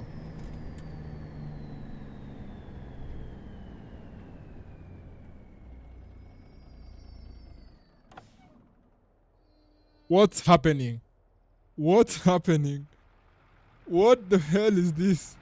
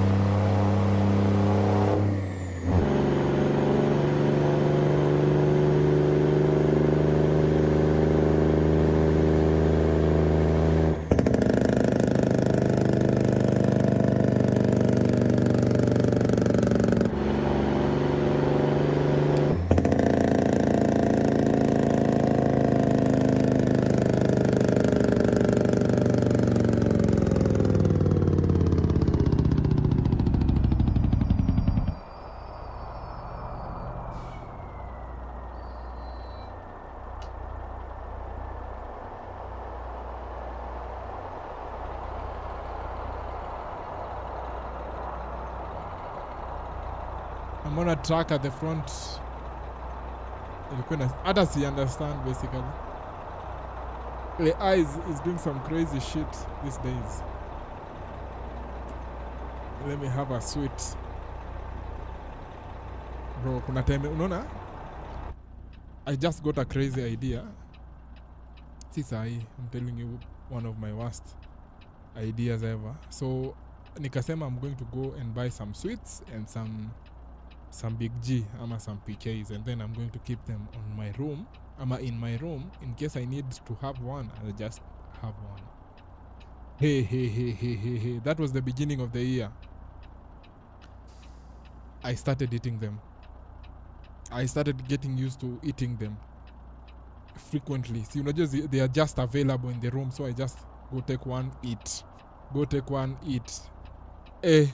After kama 1 week, the amount of pain I was having because of tonsils, summer tonsillitis. I told myself that easy zikiisha, I will never do something like that ever again. I think there's a hiccup up mbele. Don't think these cars are moving. Just there doing a hole, doing nothing.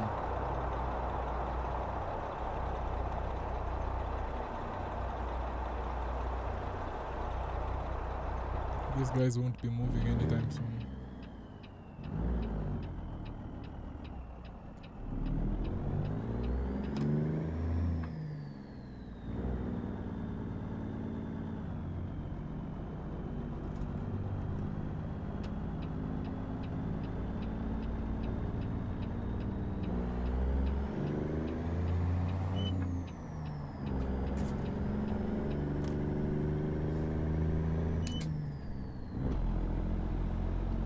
We've taken some hits in the last 20 minutes.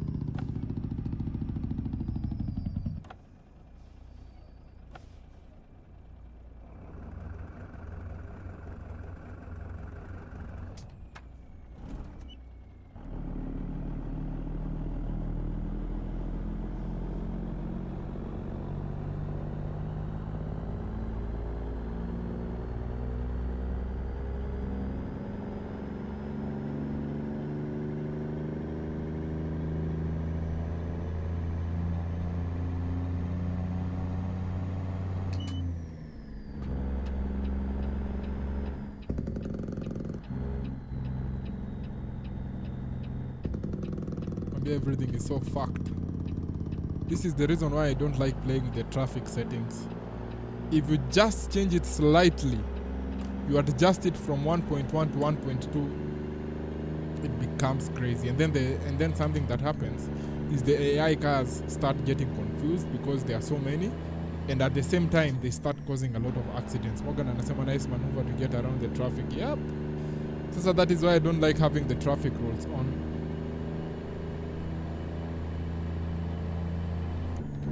Because that maneuver with the traffic lights on, inge Costa would have been fine.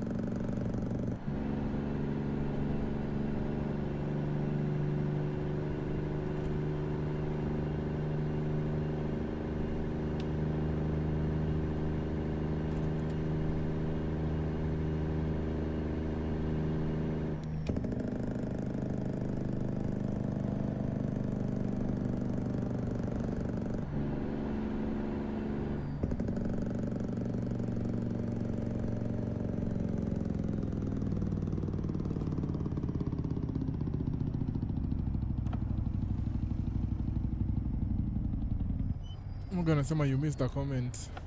I'm all over the place. I've been thinking of doing that, buying sweets in bulk so I can. Don't you dare. Don't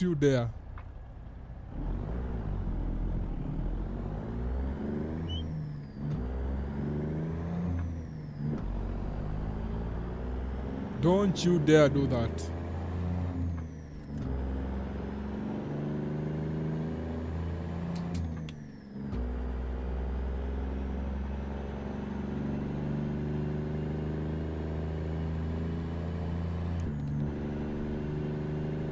Unless you have a lot of restraint.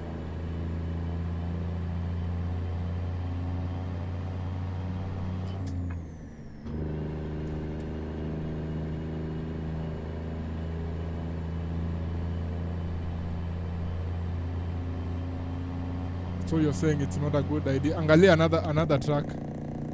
Another trail. Ini.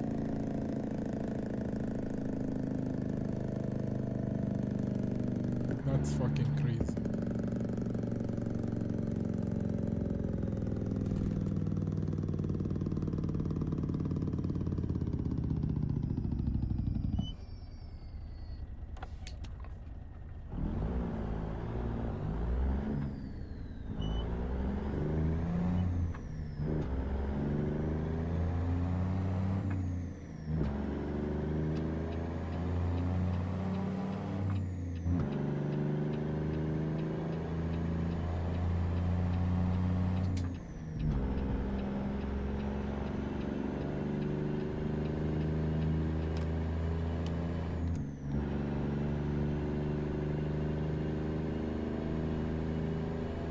It's not a good idea. I know that coming from someone that has them in the house.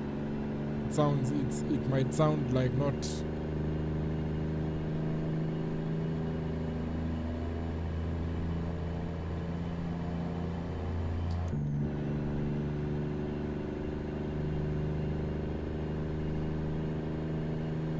I'll have them bila jokes. Utaenda tu kwa utaamka one day you'll be very sick. John Cena driving the truck.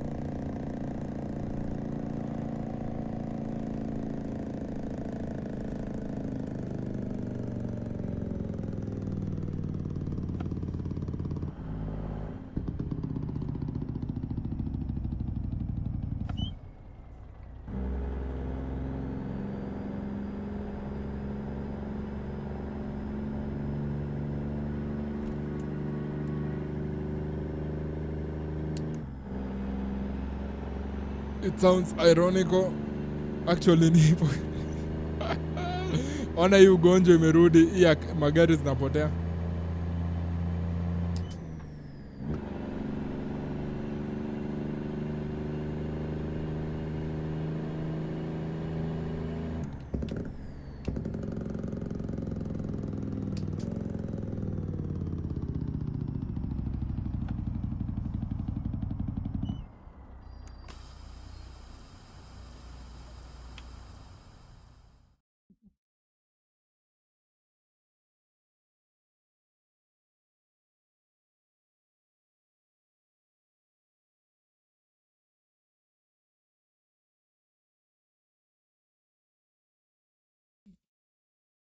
I'm adjusting something,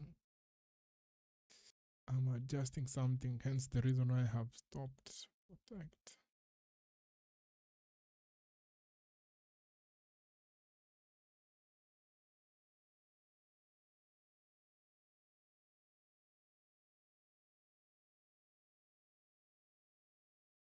We are good.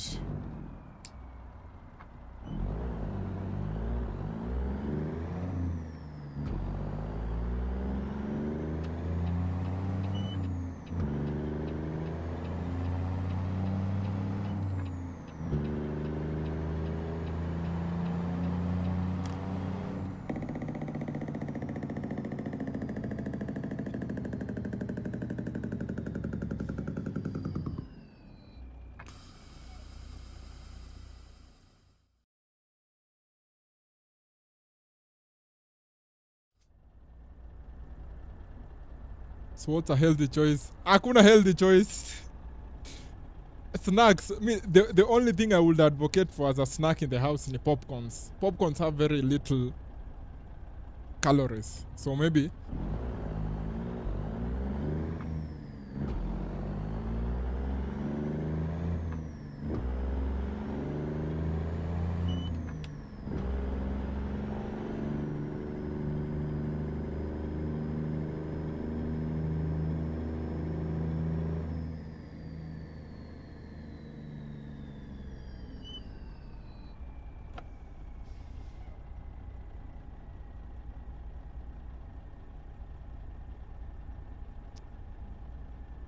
I will go for popcorns. But sasa popcorns ziko na kama a 5 minutes ama 10 minutes.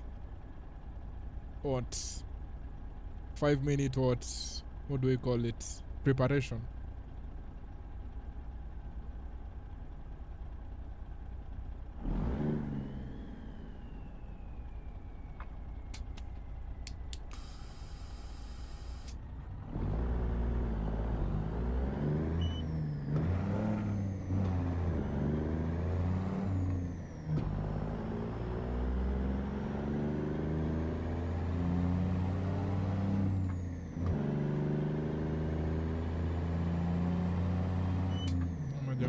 Wanatumia slide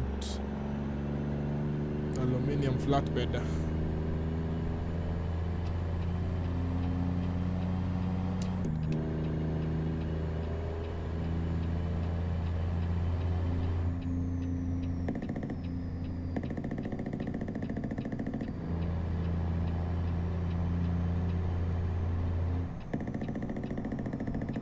I thought game imehang. I genuinely thought the game had hung.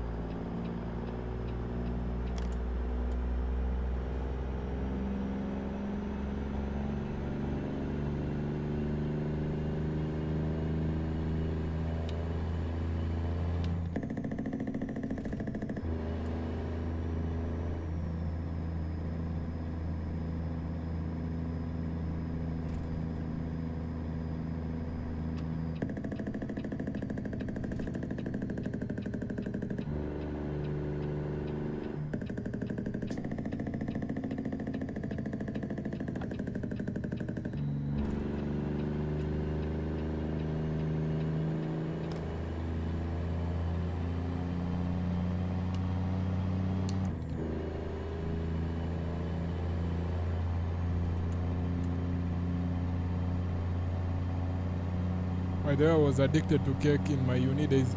Mimi pia, I'm a very big cake fan. But I know I have good restraint when it comes to cake.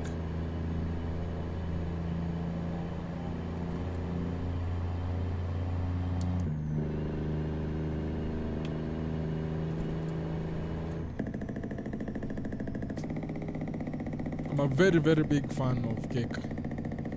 I'm a big cake fan. I don't know gani inakuja ya kwanza. Dosacom. Unakumbuka Dosacom? Back in primary.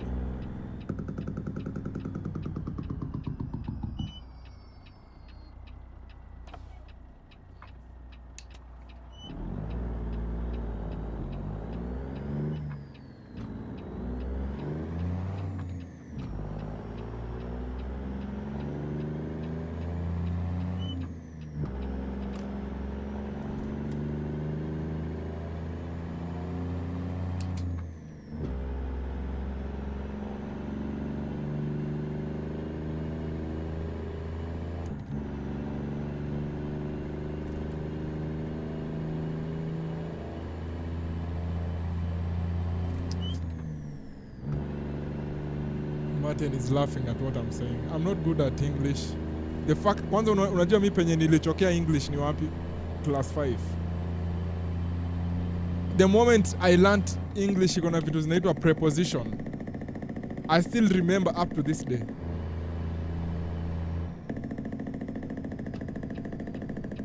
The moment I learned English had prepositions. I got tired.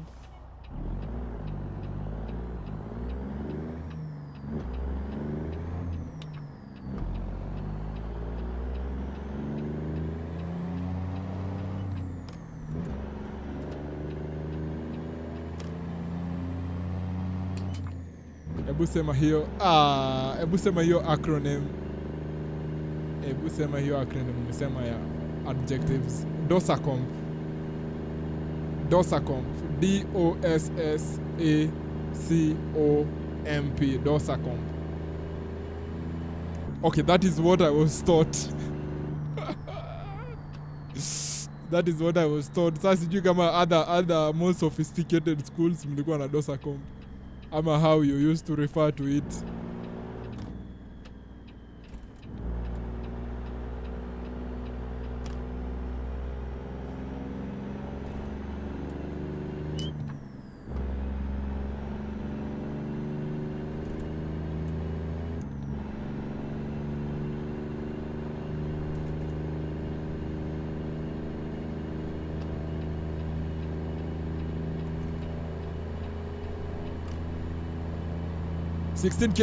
kms before we call it a day. Funny enough, squeezy, I'm handling it very well. Zamani nilikuwa nafika 2 hours into the stream and I was so tired. Squeezy, I'm handling it very, very well.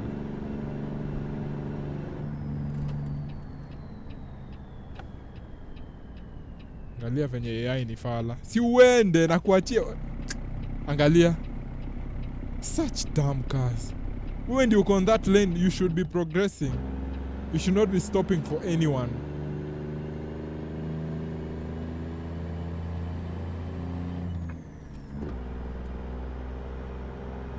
DOSACOMP.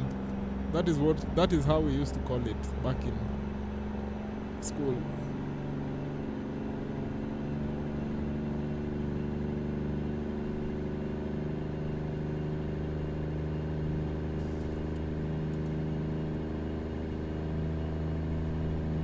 Yetu ilikuwa OSAC. Bro, hata sielewi OSAC. OSAC never met Penina.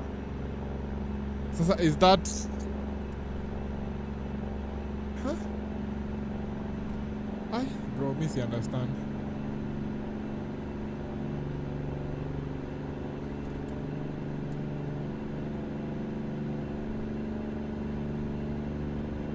Si understand. Jumi nakumbuka kwa DOSACOMP, D used to stand for determiner. And then okay, siwezi kumbuka. Oh, ya kwanza ilikuwa ina. Oh, ilikuwa inamaanisha nini? Sikumbuki. Oh. Sasa penye nilikuwa nakuwa confused ni kwa hizo S mbili. Ni S ilikuwanga shape kwanza ama size kwanza? You guys can tell me.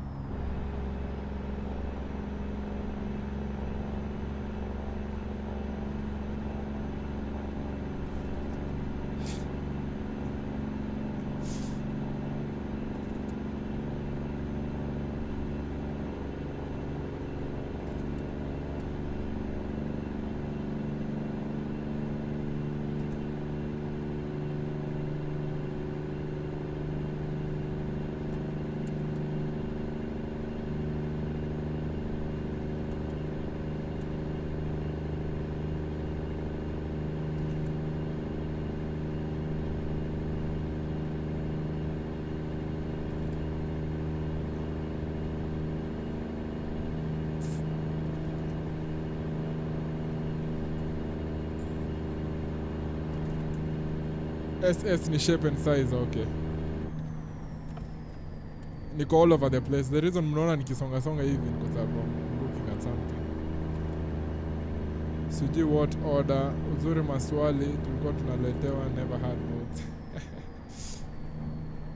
Chiki Morgan.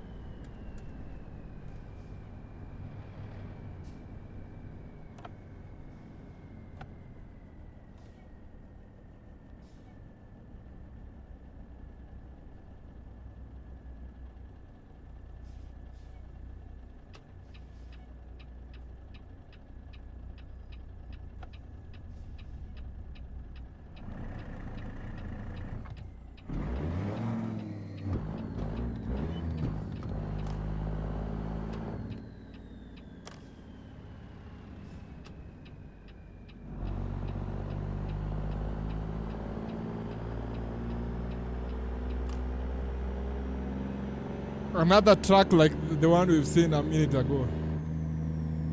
Bro, where are these things coming from,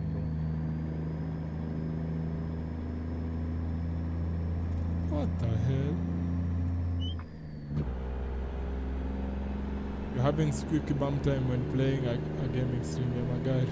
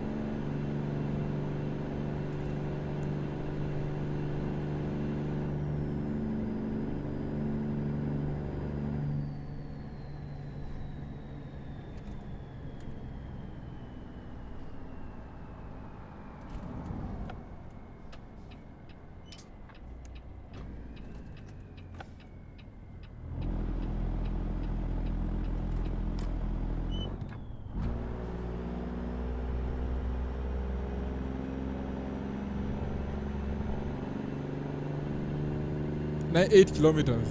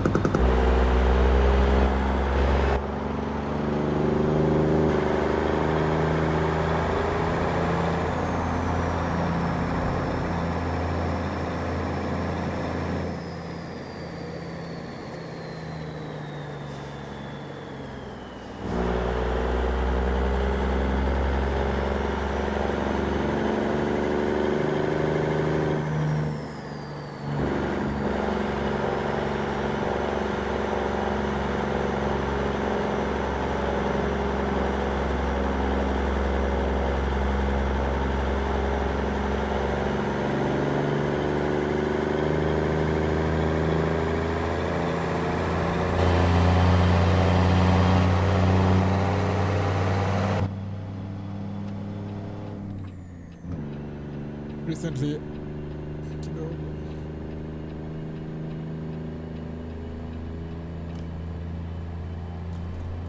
I've been finishing up on Prison Break. What's happening up ahead? Someone's car is on fire. What kind of shit is this?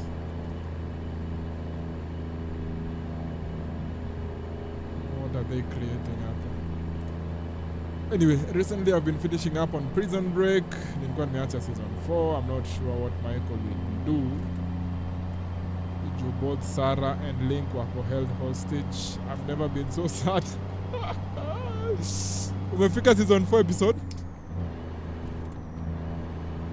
This is the first time you're watching it like ever. So from season 1, 2, 3, 4. This is your first time going through Prison Break. I want to know ndio nisikupatie spoilers. So utuambie season 4 umefika wapi na if this is the first time you're really watching it.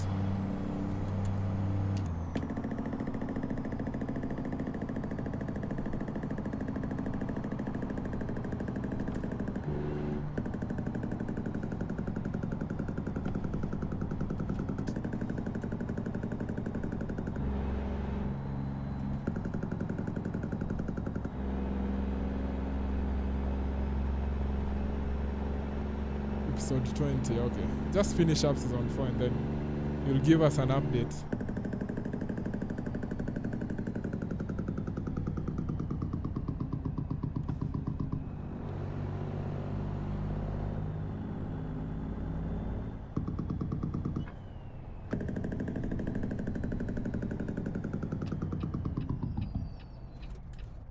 Guys, I need to get new pedals. These pedals ni kama they are giving in. The first time I'm watching season.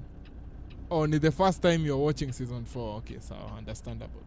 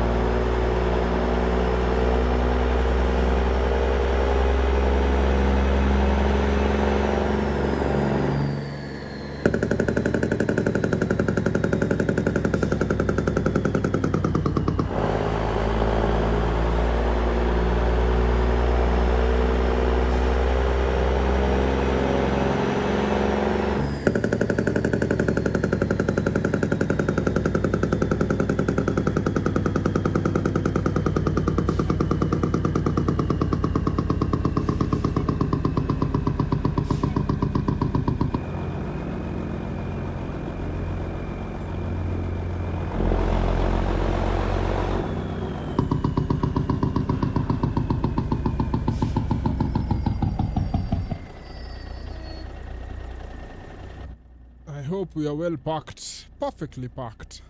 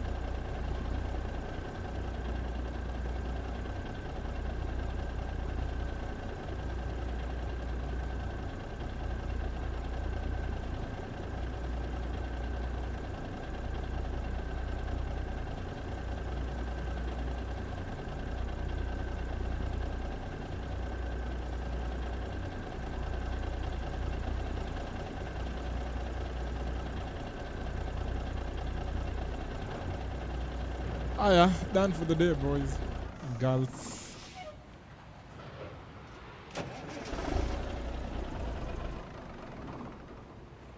Krantz and Christina Aramenes. I assume you're talking about the general or someone. Na ule de mwingine. Menace, maliza season 4 utatupatia reviews. We want your reviews. Ah guys, it's over. Why are you a white Caucasian man around 40 with a beard? I don't know. That is what I was given. That is what I was told. That is the profile they gave me. Morgan, hilarious. Anyway, guys, thank you guys for tuning in. It was a bit weird at first because I didn't realize that the chat wasn't working. Unfortunately, and I saw some people left some very good comments on the chat. Sorry for that. I'm going to go and get some rest. Possibly tomorrow. Possibly tomorrow we'll be back. Maybe we should go to Mexico, but we are using a 400 horsepower engine, and using that in Mexico is very painful, to say the least. But we'll see when we get there. Thank you everyone for being here for the watch along. Make sure you hit the like on your way out. Support the channel, guys. Support. We are on our way to 200 subscribers. I think we are at 293 or something. So you guys push the numbers. I appreciate you guys. Like the video. It helps a lot. Share the video, share the channel with your friends, with your mates. And yeah, we'll see each other on the next one. I hope you guys have a good evening, or good morning, or good afternoon, depending on whatever time you're watching. So yeah, adios. On your way out, hit the like. Goodbye for now.